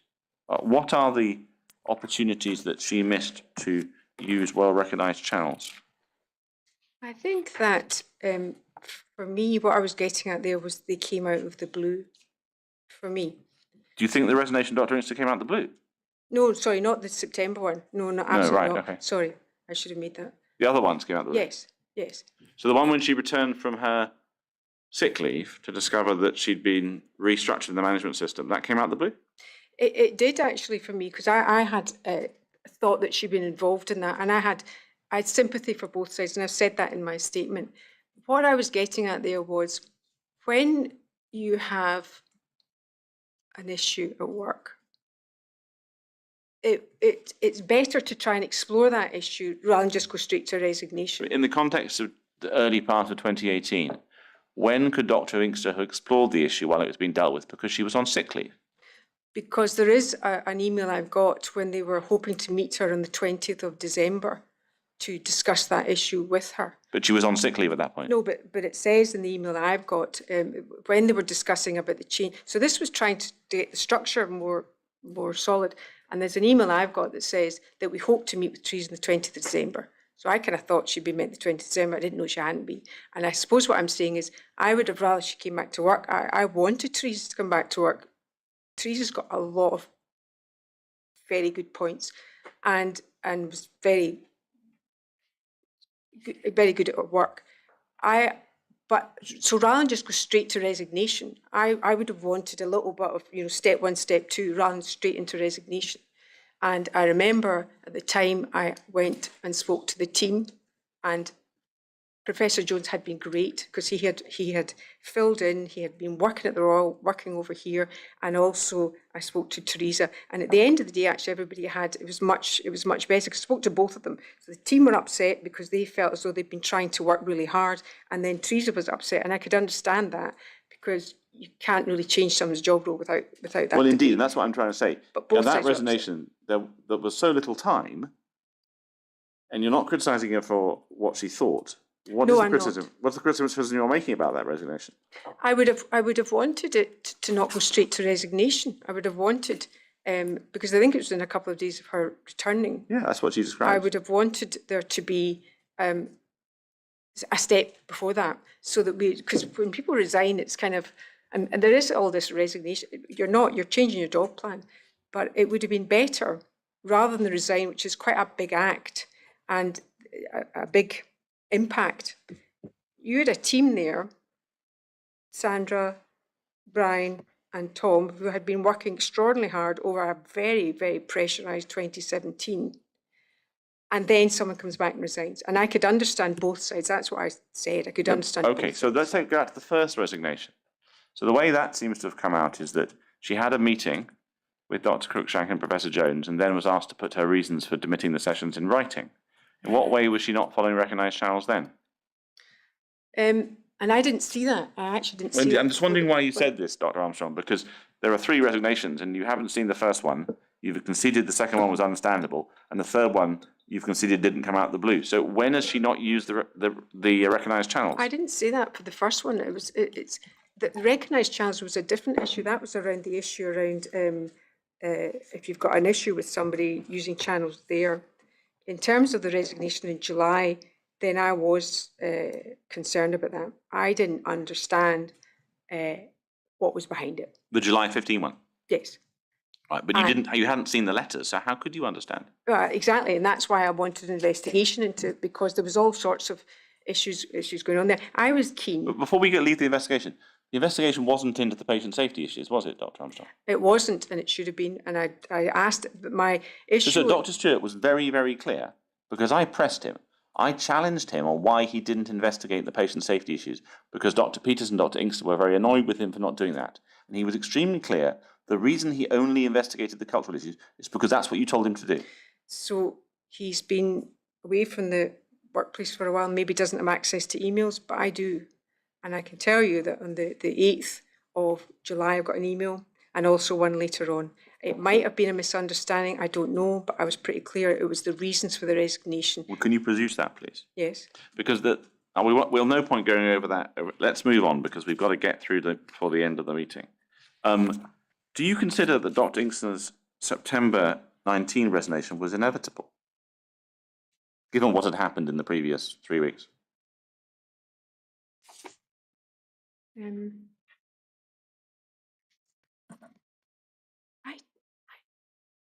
I don't know, actually. I don't know. I didn't see it as inevitable. I didn't. And when I got the letter, I didn't see the letter as inevitable. I didn't. But I could understand when I read the letter why she wanted to resign, but I didn't see it as inevitable. Maybe that was naive on my part, but I didn't. What I want to do is you didn't attend any of the following IMTs? Not that I'm aware of. No, but you did receive a letter from the haematology consultants expressing some concerns? Yes. And then meetings were arranged with them?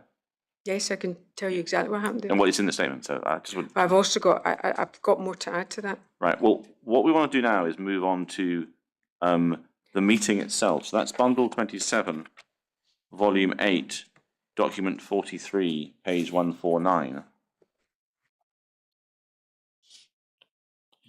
So we'd like to just understand. This is the 14th September. That's not it.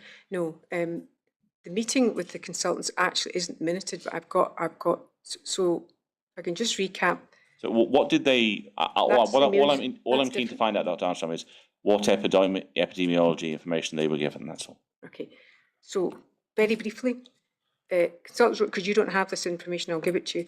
Consultants wrote to us on the 30th of August, to Jane and myself, quite understandably. We respond and we meet them on the 9th of September. 9th of September. On the 9th of September, we have a discussion with them, and I think at that point, I can't be absolutely certain that Brian Jones comes and I think presents epidemiology. Then on the 10th of September, we were asked to give a briefing note to the Cabinet Secretary. And in that briefing note, and there's also a note from the board to the Scottish Government. So what happens at the meeting is that we want to get an external review, and we're chasing somebody in Great Ormond Street. They come back to us on that weekend of the 9th, say no, and then we chase them in Belfast. So we write a briefing note. So sorry, you're going rather fast because His Lordship has to make note. Sorry. So after the 9th and 10th, you chase someone in Great Ormond Street for doing a review. So on the 10th, yes, on the 9th of, I think, no, before that, on the 9th, we meet the consultants. On the 10th, we give a briefing note to the Cabinet Secretary. We've got all of that with details of the review we want to do. We also, the CNO comes back to us that day or shortly thereafter and says, I think this is not for GGC or she asks us more questions about the review. We then go back to her later that night and we give her a précis, and I've forgotten about this, but it's there, a précis of what we discussed with the consultants. And that was around that we wanted to, from memory, we wanted to HEPA filter the bathrooms. They wanted SOPs, I think, on environmental screening. SOPs? Standard operating procedures. And also there was something about 4 cases, and I've forgotten the fourth one, but I'll give it to you. And at that point, the CNO comes back to us and says, I'm not sure about Glasgow getting this, because my understanding was we wanted a clinician, maybe with an epidemiologist, to come and see, have we got it wrong, Glasgow? Because we were coming out of it's all environment into something more different. At that point, we then go to a stakeholder meeting on the 25th of September, So just to recap, so the question I'm keen to get to, I think you've given to me, is that when you meet the consultants, it's Professor Jones who reports in epidemiology. I can't be sure about that. I have that in my head, but I don't have it in writing, and I don't have it in, I don't actually even have him in the invite list. He was very good and very clear. I think it was him, but I couldn't be sure. He could see to me. The way perhaps we can deal with this is to look at a presentation that happens a little bit later on the 20th. I recognise I'm not going to ask you about the epidemiology because you're not qualified. Phew, I've thought. About that. Yeah, Which I is can do a wee bit. bundle 27, volume 13, document 13, page 77. And I'm just going to step forward through this, and then I'm going to ask you whether there's something about it. So we just go on the next page. Are you recognising this as the presentation? Yeah, I think that's with the CNO meeting though at Atlantic Quay. That was not at the consultant meeting that I was at. Because it's dated. It says in the header we have for it is it's presented at an IMT meeting on the 20th September 2019. Right, so that's an IMT meeting. I'm talking about a meeting when Jane and I went to meet the consultants in the RHC. But I'm trying to get from you, because ultimately we're going to have to nail down. There's so many documents and so many presentations that you've looked at this document. Have you had this in your document list? I'm sure I've seen it before. We'll just step through the next page. So the CLABSI, there's more central line infection data on page 79. Next page. There's some bed occupancy data on page 80, which I recognise from Dr. Kennedy's work earlier in the year. Next page. There's an epi curve for selected gram-negative isolates on page 81. Next page. Another one on page 82. Keep going. Now, I'm just going to get my colleague to just walk through to the end of this presentation and let you look at it. 84, 85, 86. That's the end. If we take that off screen, I'm not going to ask you to explain what's going on. But from your perspective, is the inquiry, is it all right for the inquiry to work on the basis that this document from 20th September is going to contain the same epidemiology as the presentations to the consultants, the presentations on Atlantic Quay, all at the same time? There's not an extra piece of work out there somewhere that we've not seen. I couldn't answer that with certainty because I don't know the answer to that. So yeah, we have got other epidemiology that we've looked at that is not part of the inquiry. But this stuff, I'm looking at September 19. That presentation, is that the presentation that is used by the IMT and by the board to decide to reopen the ward for new admissions? No, so where I think was what happens is the CNO says to us, and you can see it in the minutes of that meeting we had at Atlantic Quay, that she will, and it came out as GGC commissioning, but she's going to commission HPS to do a review of the epidemiology with Strathclyde University. Right, well, could I ask us to see whether this is a document? And yeah, the one that was then published in November of 2019, because initially the draft comes to the consultants, comes to me. Let's look at it, because if we keep talking without knowing what we're looking at, we're just going to get into a mess. So let's go to bundle 7, page 214. So I think this is the one that's published in November. Yes. Right. No, that's the October. I think that's the October draft. There's a November. That's maybe a confidential one, but yeah. It is the confidential one, and without the redactions, which makes it so much easier to understand. If we go to page 250, is this the November one that's published? So that's the HPS piece of work. Yeah. So the first draft, there was debate within our team and by the consultants. It's interesting because there's an email trail where I'm seeing very similar things to them. The first draft doesn't say whether we reopen the ward. And what we said to them was, we wanted other people to do it. You're now doing it. But the November draft, that's the bit where it says, there's no reason, if you go to November, something like that said, there's no reason to keep this ward closed or something like that. So because that was a crucial bit. What happens chronologically is that the two reports are, in terms of the figures and the tables, they're broadly the same, but there's difference in text.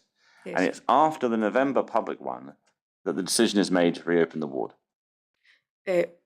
What happened was the CNO made the decision roughly around, 15th, 16th of November. At that point, the Cabinet Secretary said, I want to make the decision. And then there is an announcement in Parliament, I think roughly on the 21st of November. And if you go back to that announcement, she then announces that the ward will Yes, open. but in terms of the data that she's using, the epidemiology, this, the published version with the different text, is to some extent, at that point, the last word. Yes. Right. Now, at page 258 of your statement,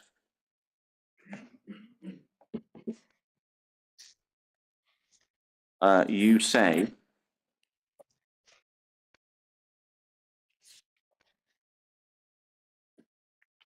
that, let's find the right page, on the 26th of November, at the bottom of the page, HBS published epidemiology review and advised the ward is safe. Are you sure that's right?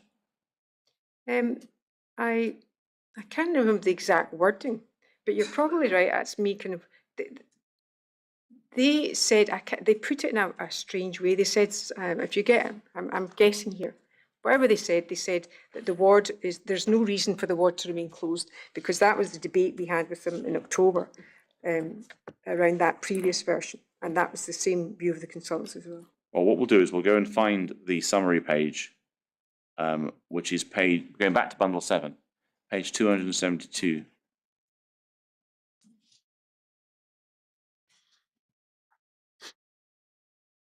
Do you see in the fourth bullet point from the bottom, they say NHS GTC should consider current control measures around restrictions on services for newly diagnosed patients, as there is no evidence from the HPS review of the data that supports the continued restriction of services. That's what Yes. you're referring to? Yes. Right, okay, that's right.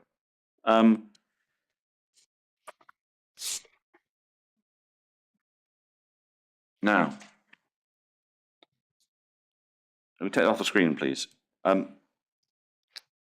Appreciate you're not an expert. You've been very clear about that. And I've not been asking you questions if you're an expert, but you're the user or a user of experts' opinions. And I think it's important that we make sure that in the last few minutes of the afternoon, that you and I exactly understand each other on what you think are the factors that you were using at the time. So this is September to November 2019. I'm asking you about your views then. So you had the HPS report. That's one source. Have I got that right? Later on, but yes. Yeah. So you've got the draft and the final version, and you can read that.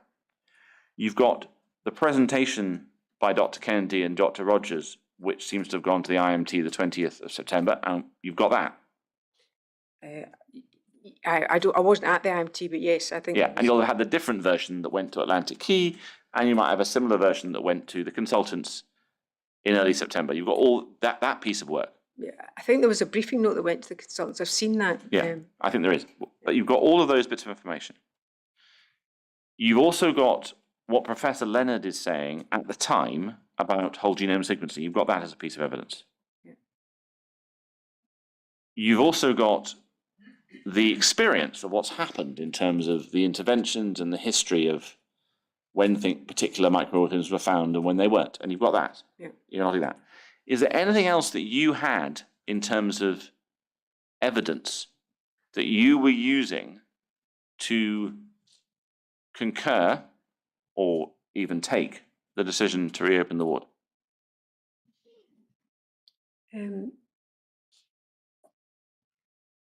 I think it was. So I can see exactly what you're saying, and I appreciate it. But it was more than that. Right. What else was it?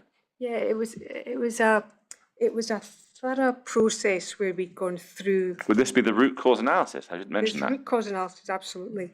And that became the clinical, and that was very important because rather than one individual's view of it, we brought in the clinical, it was called, I think Sandra called it a clinical review of each case. And we had in place a whole series of things, and you can see there is a full timeline that was given by the Chief Executive of Glasgow to NSS. So we had thoroughly reviewed all of the different evidence. We had looked at all of the things that we'd put in place. We had looked at the epidemiology. We couldn't see an increase. And we also had strengthened all sorts of bits of the service. And therefore, it took time, I think, to rebuild people's confidence in it. So it wasn't quite, here's the evidence, we're just doing it. Took time for people to move from, you see the letter on the 30th of August, to move from what they'd been told for quite a long time into actually this looks fine. So, given that, there is an alternative perspective of complicated epidemiology, which I'm not going to put to you. But there's a very simple point, which goes like this. If we just look at the Schehallien cohort and we don't look at the rest of the hospital, the point when infection rates really drop away to very, very low rates is when the new ward reopens after being rebuilt, 2A, 2B. It's a very impressive facility. And that being the case, what do you say to those who say, well, it never went down to really low levels till they reopened the new ward? It must have been the environment that was causing the problem. What do you say to that? I think that if you look at 2A, 2B, you will see spikes in infection. That's the nature of the issue. I'm not sure that you can say that that proves causality of the environment. What I saw was a lot of things done as well as we could possibly do it. And what you see is, I remember being there, and I've described that to you in the April, May of 17. There was a lot of work done and it came right down. And then we had an increase in late 17, and then 18, there was a real spike in 18. Yeah. That's when it was through. That's concerning. And there's debate around what caused that. And then what you see is it coming right down, and you see it continuing to go right down. And that's when I'm looking at that decant bit. And so there's a whole series of things that have been done a lot better. It's a bit like, I don't know, virgin cycling. You have to do lots of things really, really well. And all of these things come together.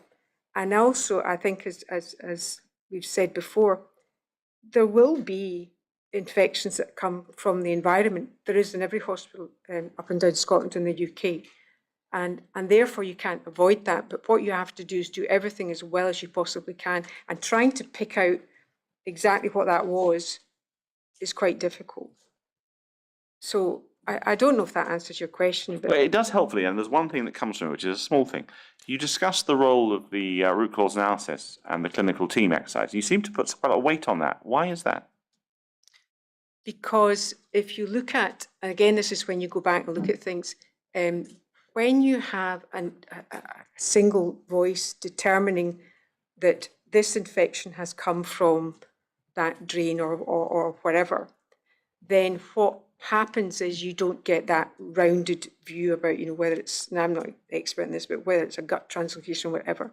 So what you see when you look back is you see a lack of pushback in the IMT. And the reason I say that is when I was in the forerunner to HPS, when I trained ages ago, I would go out with top flight people, specialists, into some sort of complex IMT like that, who realised not when there was an issue, but they also realised when there wasn't an issue. And so you didn't get that pushback coming into our IMTs.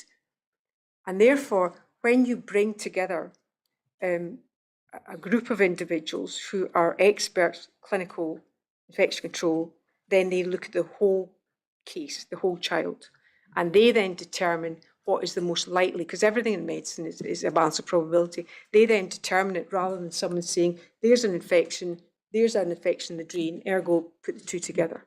And that's where I think, and it's so interesting because when I had to write to the medical director in NSS, because at that point there's a wee bit of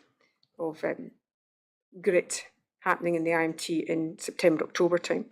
And we weren't exactly sure what it was that they were saying. So I like writing things. And I wrote to the medical director, who's very experienced in NSS. She writes back to me, and it's actually Laura Imley's work, with, you need to do these things. And one of them was that you should not have one person deciding whether it's an issue or not. So that process that you've described and its merits, isn't that what the Case Notes review did? Because we had a consultant microbiologist, with two of them, and we had a lead infection control, a senior infection control nurse working together to analyse all the information, to bring all the data in, to consider all the circumstances, and rather than just one voice, multiple voices, and they reach some conclusions. Isn't it broadly the same process? No, I don't believe so. I think with the Case Note review, there are issues around what they choose. They said that 70% of the cases were possibly or probably related to the environment. I'm not clear how they reached that. They didn't have a comparator hospital. And then they talk about the issues around clustering, making it more likely to be a probable. So they were looking at it as not from here's a child, here's a case, let's look at all the different factors. They're looking at it as a tool to determine whether it's related to the environment or not. I would have, as I think... So that's not what they say in their report. You realise that, Dr. Armstrong? Well, that's the way it appears to me, because I think they've made quite a lot of assumptions that if there is an infection here or an infection in the environment, therefore the infection must have been in the patient. And what we're trying to say is that the clinical review will look at methods of infection, they'll look at routes, they'll look at portal of entry, they'll look at all of that. Whereas what I saw in the case note review was not that. It was an uncertain methodology. We didn't really understand it. It was also not comparing like with like, and it was also making the assumption. So for example, they would have said that they said there was a stenotropum, and I'm not an expert, so... Stenotrophomonas? No, I know how to pronounce that. Yeah, stenotropum. What I'm saying is my personal opinion, so you take it with that. But what they say in the case note review is you're more likely to become probable if the infection is a cluster. And therefore, you're more likely to be released in the environment. And they particularly say stenotropum was in the June of that year because there was a cluster. And what I'm saying is, if you look back in the IMT minutes, initially it was there's a meropenem increase a month or so beforehand. So I'm not clear what the methodology is. I don't think they were using causality. I don't believe that it is, and that's just my personal opinion. Well, we'll be asking them in 2 weeks' time, so we'll do that. I want just to look at one more issue before we have our traditional break for 10 minutes to see if I've missed anything out and my colleagues have questions. I wonder if we can look at the document. Let me just make sure I get the right page up on the screen. So the document I'm going to put up is a positioning paper produced for the Health Board, and I want to make sure that I've got the right page. I'm not going to put the whole document to you.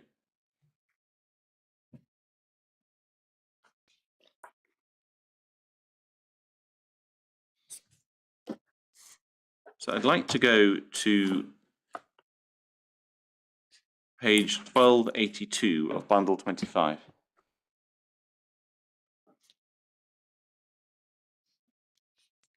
Now, so the context here, Dr. Armstrong, is that Council for the Health Board has lodged this submission, and it sets out a lot of other detail. But in the final paragraph 69, it describes conduct by, I have no idea why we have redacted the word whistleblowers in this sentence, but it describes conduct by whistleblowers in the examples cited J to K below, which undermine the efforts to manage infection control and protect patient safety. And have you read this document? Yes. Now, do you agree with the analysis, the description of the conduct of any of the whistleblowers that's described in paragraph 69A to O? I do. Which ones? I think that there is a mix of all of them, but not. I find this awkward because I don't really like kind of, But I think we wouldn't be doing it if it hadn't been lodged. So why? I know. So what I would say is that it's a mix from different people that we're describing with these points from E to O. Now, I've understood this document to describe behaviour that took place in a period of time from 2015 to 2019, possibly into 2020, but certainly not much later. And I'm wondering what steps you took at the time to address these serious issues with those doctors. I think that if you look at the 2015, the review, which was done by David Stewart, it mentions some of this. I kind of regret that we didn't have that meeting. I think that, because you'll see he looked at that, and it probably should have been shared at that point in a delicate way. But following that, there has been, particularly within the latter stage, I think 17, 18, there was work done, I think, with Dr. Green. Again, that's not within my... Sorry, with Dr. Green? Yes, Dr. Green with Dr. Peters. In terms of Dr. Inkster,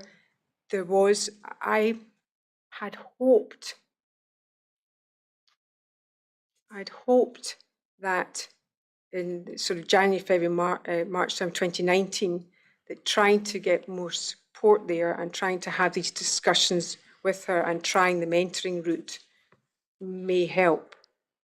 But I'm not sure it did. And I just wonder if we did do enough. I don't know that we did, actually. So paragraph J, are you saying that either Dr. Peters or Dr. Inkster has provided inaccurate information to patients and families regarding infections? I think there was, again, it wasn't directly linked to myself, but I think there was evidence given by the board on some specific cases. So would this have been an incident involving a Serratia case in 2018? It could have been. Right, so you are aware that the following IMT minute contradicts entirely what's said in this paper. We've had evidence about it. I wasn't aware of that. No. Because the reason is that, without getting the nitty-gritty of this, if these are quite serious allegations, aren't they? Yes. And you're the responsible officer for the health board. You're nodding. Yeah, I mean, I think that so I'm the responsible officer of the health board, and we do revalidation and appraisal, and there is a good appraisal record. I think some of these are more difficult to show, and they are behavioural patterns that come in place over a number of years, and that can be very difficult to address.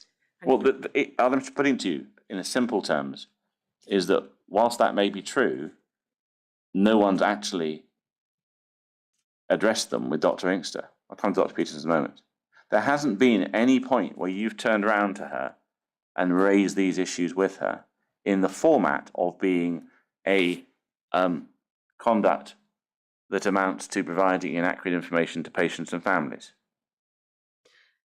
I think that came from something that was submitted by the board there, and there was evidence that I saw. But if you've got alternative evidence, then absolutely. And so, but I think for some of the others, there has been over the years an attempt to do so. But the problem is when you don't have a formal process, it can be very difficult. But there is a formal process, isn't there? If you've got a problem, you've got a disciplinary system, you should have used it. I don't think there's enough. What I mean by that is I'm not sure there is enough for disciplinaries, because these are quite like respecting professional boundaries. I do wonder, and it is a genuine look back, is what could we have done differently and could have we done more? I do wonder that. But just a moment, you're agreeing with the third line of paragraph 69, that these doctors have undermined efforts taken to manage infection control and protect patient safety and welfare. And you're saying that's not something you should have taken up as a matter of grievance, or frankly, have reported to the General Medical Council. I think that what you have to do is investigate that. I think the undermining the infection control team, there is some evidence of that, and that was addressed at the time by Dr. Green, and I can talk through that incident if you wish. So what people try and do is they try and use processes which is not going straight to the GMC, because that we just wouldn't do that for that kind of thing. You have to use a graded acuity, a graded process, where you try and start off with, this happened, this was not, did not go well, there's a reflection on it, and then you hope to put in place behaviours that change that. And that takes time to do. But when you see behaviours recurring, then it can become quite tricky. But some of these I will have personal experience of, but a lot of them I don't, and that will be other people. So it's not just mine, there's other people there. So I can't talk to all of them. But so if you look at M, making false allegations against colleagues, I'm assuming that's in the context of Professor Steele and the joke. No, actually, I think that has been shown. I think back in about 2016, there is a case around that when I think one of the individuals did make false allegations against 3 colleagues, and it was to do with a particular case. And certainly, I think you've actually even got it in your bundle there. So that was disproved at that time, and it was against a doctor and 2 other nurses. And there was an investigation done, and it was disproved. And they were asked to take back that statement. But what that does to people, though, is when you're working in that environment and somebody's made an allegation, and yes, you investigate it and you do all these things, it makes people anxious. It makes them very anxious because they think, oh goodness, they were about to report me. It actually says professional misconduct. In fact, I've got. Because the broad point I'm making, Dr. Armstrong, I suppose I'm putting to you is this document appears in December a year and a half ago. It might be used, I don't know how it's going to be used, to suggest that we shouldn't listen to the views expressed by these doctors. And I'm just wondering when it is that Dr. Peters and Dr. Inkster are first wrong about the flaws in the built environment of the water and ventilation systems of the Queen Elizabeth Hospital. So there's two issues I think you've raised in that. One is I think you should listen to those 2 doctors. Absolutely, you should. I think that, and that was not the purpose of this. This is a positioning paper from the board that was put forward by the board's legal team, and it's taken a number of different opinions into account, and that's what we were doing through this process. I think in terms of the issues around the Queen Elizabeth, I think there was significant issues, and you will have absolutely picked them up, but they were picked, and I think I think Dr. Inkster and Dr. Peters did pick up many of those issues, and that's what I'm saying. There is a balance here. It's not all good or all not good.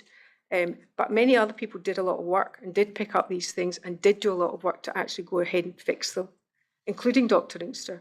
So to me, it's not mutually exclusive to say we've got this list and this has come from a whole range of individuals. We've put it forward through the legal process for this public inquiry. You absolutely should listen to their opinions because you're the hospital inquiry. You need to do that. But I'm not equating it then to in the way in which you are. Sorry, I just missed the last sentence there. Yeah, I probably tripped myself up there. So what I'm saying is that, yes, they did pick up issues, but that doesn't stop some of these issues being put forward. But many other colleagues picked up issues in the Queen Elizabeth and did fix them because the best way. There is a response to that, which is that, and I tried to make it to Dr. Kostika, but I'm not sure she got the analogy, that this note and the position you've explained, your sort of nuance on it, is a good example of sort of playing the man, not the bull, of undermining the messenger by pointing out some failures in their conduct, rather than focusing on the actual issue that they brought the message about. How do you respond to that? I would absolutely reject that. I believe that people in my team, clinical team, the people at the board, we all were focused on fixing the issues within the Queen. We got a hospital handed over to us which had issues with it, and we've spent the last 9 years trying to address them for the good of patients. And you've heard me talk about that. So it's absolutely for us. I can't remember if it's the man or the ball, but the ball was the big thing. That was the big thing, to get that in a fit state for patients. Over here, there are a series of behaviours that have been quite damaging to many of the teams in GGC, and therefore we have to raise some of these issues, because the danger is you're too anxious to raise some of these issues. And what you heard from Sandra is that some of them do continue and they are quite detrimental. So I wouldn't accept that. I suppose my final question before we have the break is, is when did the board start to try and work out how it was that this hospital was delivered to it with these floors? I probably don't know the full answer to that, because a lot of the discussion and debate, I think, with the contractors was taking place away from me, maybe in the earlier years, 2015, 16, 17. I don't actually know what the project director was doing there. What I do know, though, is that when Professor Steele came in and Jane Grant came in, they went then asked for the ECOM report. That's what I would suggest, is that was the report which was to look at the totality of everything, do that review. And that I think was about 2017. Well, it's 2018 2017, because that's when Dr. I think Professor it was Steele started arrived. there. Yeah, I think, yes, you're right, sorry. So the thing that I wanted just to check up with you, but I'm just slightly flailing around for a page reference because I'll be a lot more coherent if I have the page in front of me. Yes. Just thinking of yourself, because obviously we can only answer for our own conduct. That's the nature of life.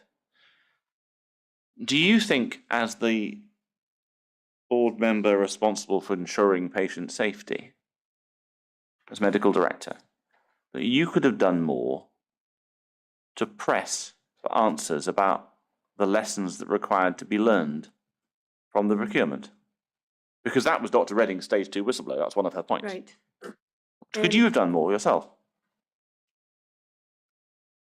I think in terms of patient safety, for me, as the medical director, my whole thing was around trying to fix the hospital while keeping patients safe and keeping treatment going and doing that in that area. And I've described that to you.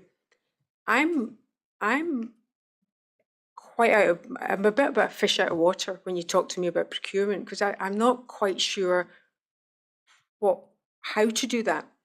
I certainly know that we were raising issues with the hospital and trying to address them, trying to get bone marrow transplants done, trying to keep things going while you're fixing the problems. And I think we did that reasonably well. No, you did react. I Yeah, understand that. But I suppose the point I'm making, and I'm putting to you and giving you an opportunity to respond, is that Professor Steele turns up, and he's the first person, as far as we can tell, who has the perspective or the thought to go, we need to work out what happened.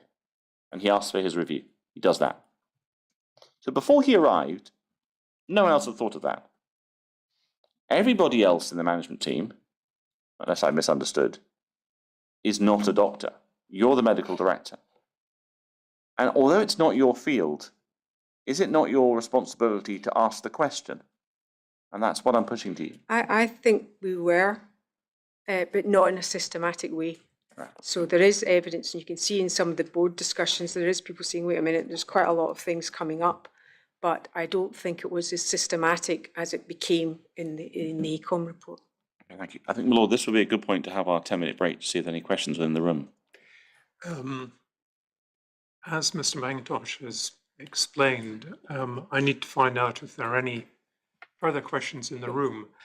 I would like to think we can do that within 10 minutes. So can I invite you to return to the witness room, and I hope you can ask you back in 10 minutes. Thank you very much.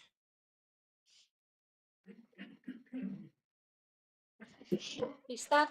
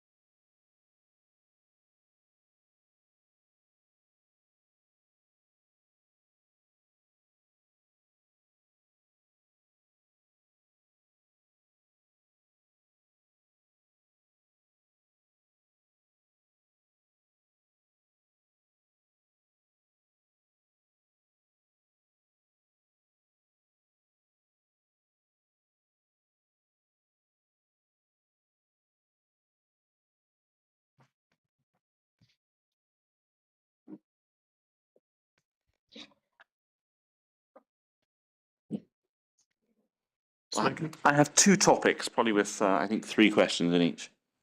Thank you, my lord.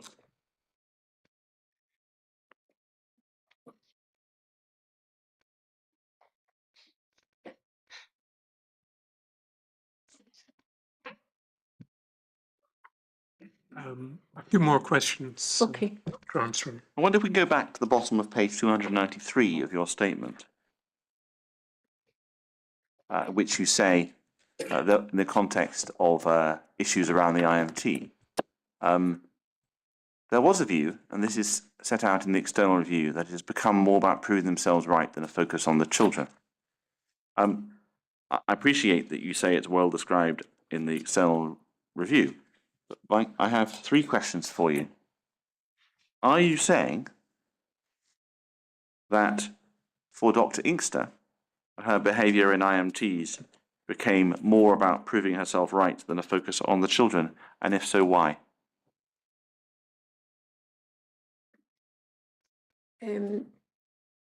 I think with Dr. Inkster that my view is that she became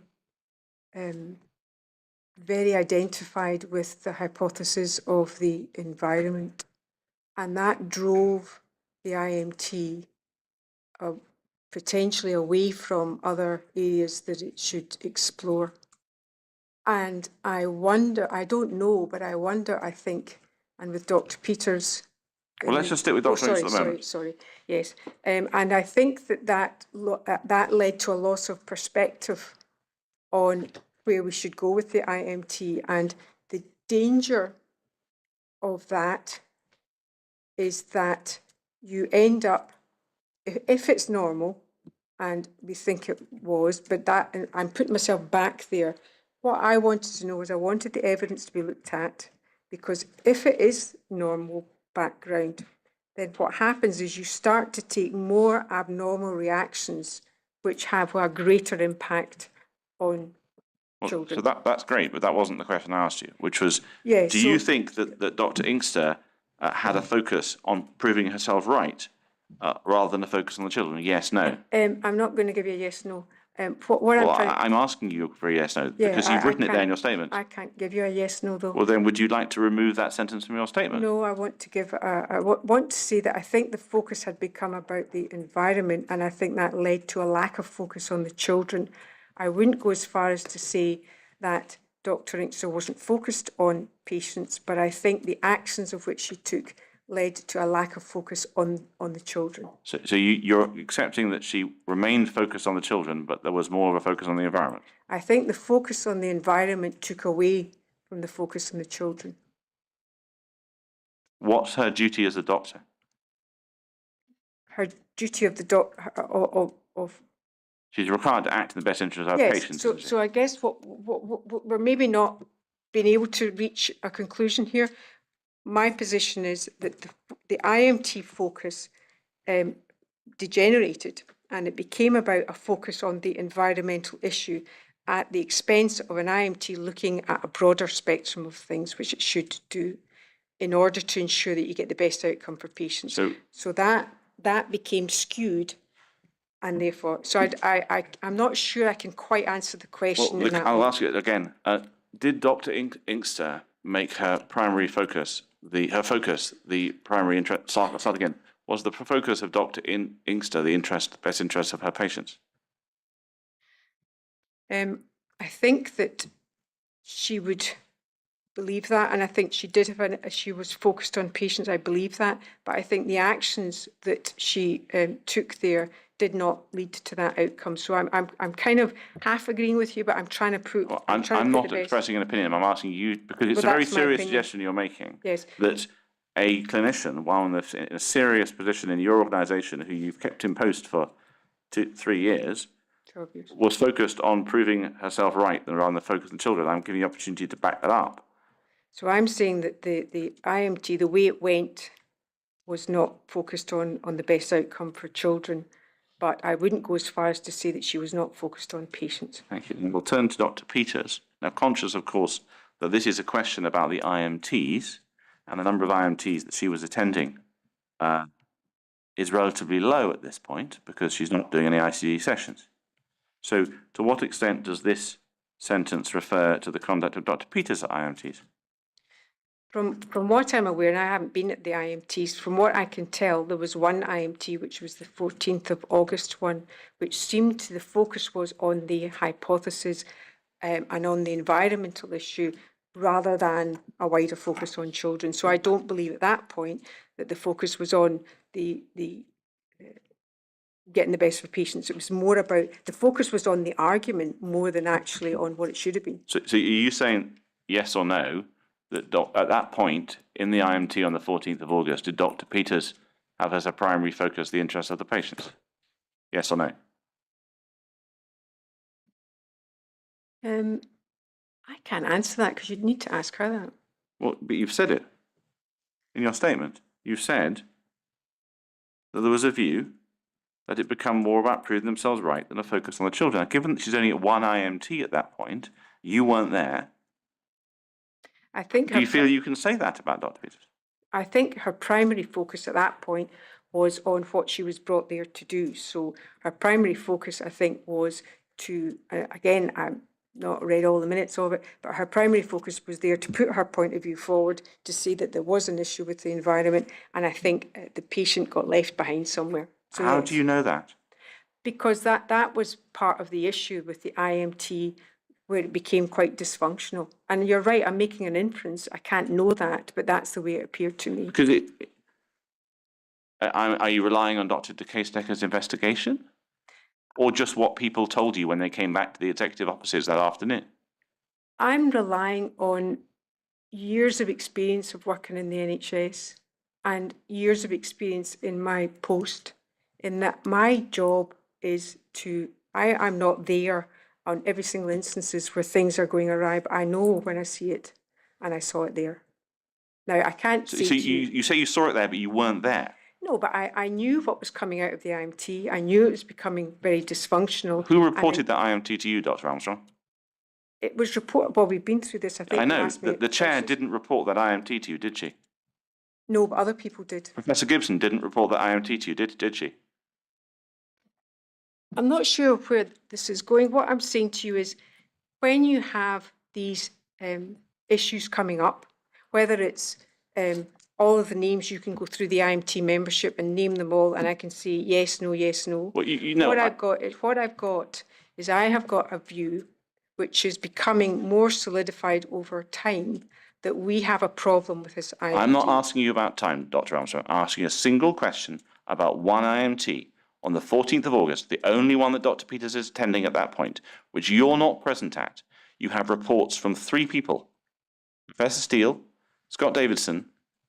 I didn't say Scott. So you didn't say Scott. Who were the 3? I can't remember them all. I had an impression up until that time, not just at that IMT, my concerns had been building. But I'm not asking you about them. I'm asking about Dr. Peters at the IMT on the 14th. And your sources do not include the chair of the IMT or the clinicians, do they? Oh, about Dr. Peters? About Dr. You're Peters. correct. Right. So you are drawing your conclusions from what source about Dr. Peters' behaviour? That's not just on that issue. I think. Well, no, it is. We asked you a question. Let's look at it. What is your understanding of the issues raised surrounding the IMTs? So we're not talking about anything else. And you've given an answer. And you've said the behavioural issues related to Dr. Peters had apparently been very intimidating at the meeting on the 13th. Now, you've got the date wrong, but I suppose that's just a mistake. And the next sentence appears to be you saying that she had the focus on proving herself right rather than the focus on the children. And you're continuing to say that. And I'm saying, tell me your sources for that information. It's about the 14th, nothing else. The sources were the reports that came through that 20th of August meeting. It was a variety of opinions that were expressed during that meeting. That was my sources, listening to all of the comments that came in. Do you think that's enough? For you to say this, do you think that's enough to say this, given the way the media are now reporting your remarks this afternoon? I wasn't aware of that. I think that there are I think that IMT was going the wrong way. I'm not sure that I can say that they weren't focused on children. I think there was the issue that the IMT became focused on the argument rather than what it was there to do. What I'd like to do now is move back to the other topic I was asked to raise, which is the DMA Canyon report and your presentation to the board. If we can go back to that, it's Bundle 27, Volume 8, Document 7.1, page 58. So we looked at this before, I want to just look at it again. So you're reporting this presentation to the board, and it has, I think, 2 substantive slides. That's the first slide. Review of the commissioning and maintenance of water systems at the hospital. It's by you, and over the page, we have a background, which lists the IMT, the testing identified higher than normal bacterial counts in the water system, the HPS has been commissioned to act, and then the external contractor report from 2015 identified recently with considerations around implementation. Then we go over the page, and you have the immediate priorities: ensure ongoing safety of the water supply, and a project team to be established. Now, you told us that you hadn't read the report before making this presentation. Is that correct? I'd only seen it briefly. What does that tell us about the way the board deal with your presentations, Dr. Armstrong? Because this is what I've been asked to put to you. If you don't feel it's necessary to read the report, does it not tend to suggest the board aren't going to ask you any hard questions? You don't need to know what the report says, because they're just going to accept this and it'll go through on the nod. No, this accompanied, there was a briefing note, but it also accompanied, I don't know if it's in the presentation, but what happened was there was a group set up, I think it was that project team set up, and it was under the leadership, I think, of Jonathan Best. And the idea was they were to take, because this only came out the day before, I think, the DMA Canyon report, or I was only aware of it, I think, the day before this. So the idea was a project team was set up to look at the report and to look at all the other water-related things. And it says, I think, in that briefing note that they would then report back to the board on that, and that was being led by the Chief Operating Officer. You also explained in your evidence elsewhere that the board needs to do crisis management. Do you remember that? I'm not sure where that is in my, is it in my Well, evidence? I think you might have said it in oral evidence, that one of the jobs of the board is to manage crises. That's what boards do. Would you accept that? I'm not sure which bit of the evidence but yeah, boards have to manage major incidents. Yeah, so you're an executive member of the board. How can the board receive this presentation and go about its task of reacting in a substantive and thoughtful manner if you've not read the report? I was really only, because I think at that point we had no director of estates, we had an interim director of estates, and I don't know why I ended up doing it, but I think we were keen to let the board know, and I can't remember exactly why I did it. I was probably letting them know about the infections, but we also let them know about the report. It's not within my remit to talk about what's in the DMA Canyon report. I don't have the expertise for that at all, but what we were doing was saying there is a report, as well as setting a project team in place to actually look at the report and then report back to the board. And I think there is a briefing note with it that actually says that. So if you go back to page 59, the considerations around implementation, what would you have known about those considerations around implementation? Where are we? Sorry. Bottom bullet point, page 59. Yeah, so I think what that's saying is that there was a contractor report identified, and there needs to be, and there was a process that then looked at those reports and then looked at how we looked at the reports and looked at the actions that had maybe not been done, and then made sure that they were all done. But that process hadn't happened yet, had it? But what it says there is external contractor reports identified recently with considerations around implementation. What I would read out of that was, and again, we'd have given the briefing note, and there would have been discussion with the board about, here's a report, here's what happened, and we need to actually go away now and ensure that this is properly implemented. And I wonder if one other thing you just helped me, because I realised I should have asked you this when we discussed this before.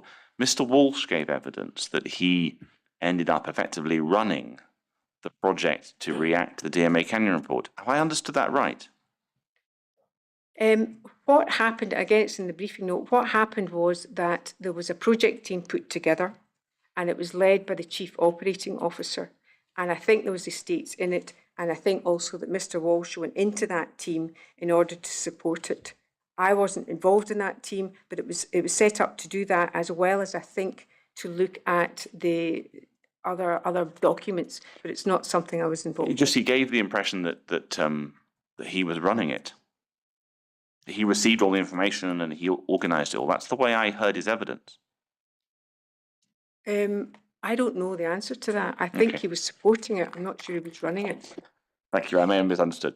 Thank you very much, Lord. There's no further questions from me, unless the room is reacting badly to my questions. Sorry? Unless the room reacts badly to your next question. Right, I'm not seeing any bad reactions. I'm seeing some consultation, but I'm also seeing a laptop being closed. The Dr. Armstrong, thank you for your oral evidence today, and thank you for the written statement, which is also part of your evidence. I appreciate that that written statement will involve a great deal of work on your part. So can I recognize that and thank you for your attendance and thank you for that preparation work, but you're now free to go. Thank you. Thank you very much. Thank you.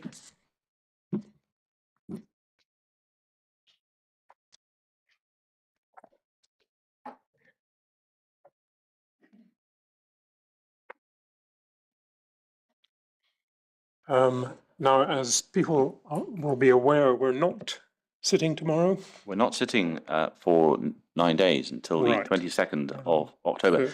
So we will plan to see each other again a week on Tuesday. Can I just make a sort of request to core participants that because the week of the 22nd has been largely set aside for communications issues, it would be a great assistance if my colleague, Mr. Connell, could receive any Rule 9s for the whole week together rather than during the week, because a lot of the issues apply to multiple witnesses. Legal representatives will have heard that, and I'm sure will be anxious to cooperate. Enjoy your evening. Thank you very much.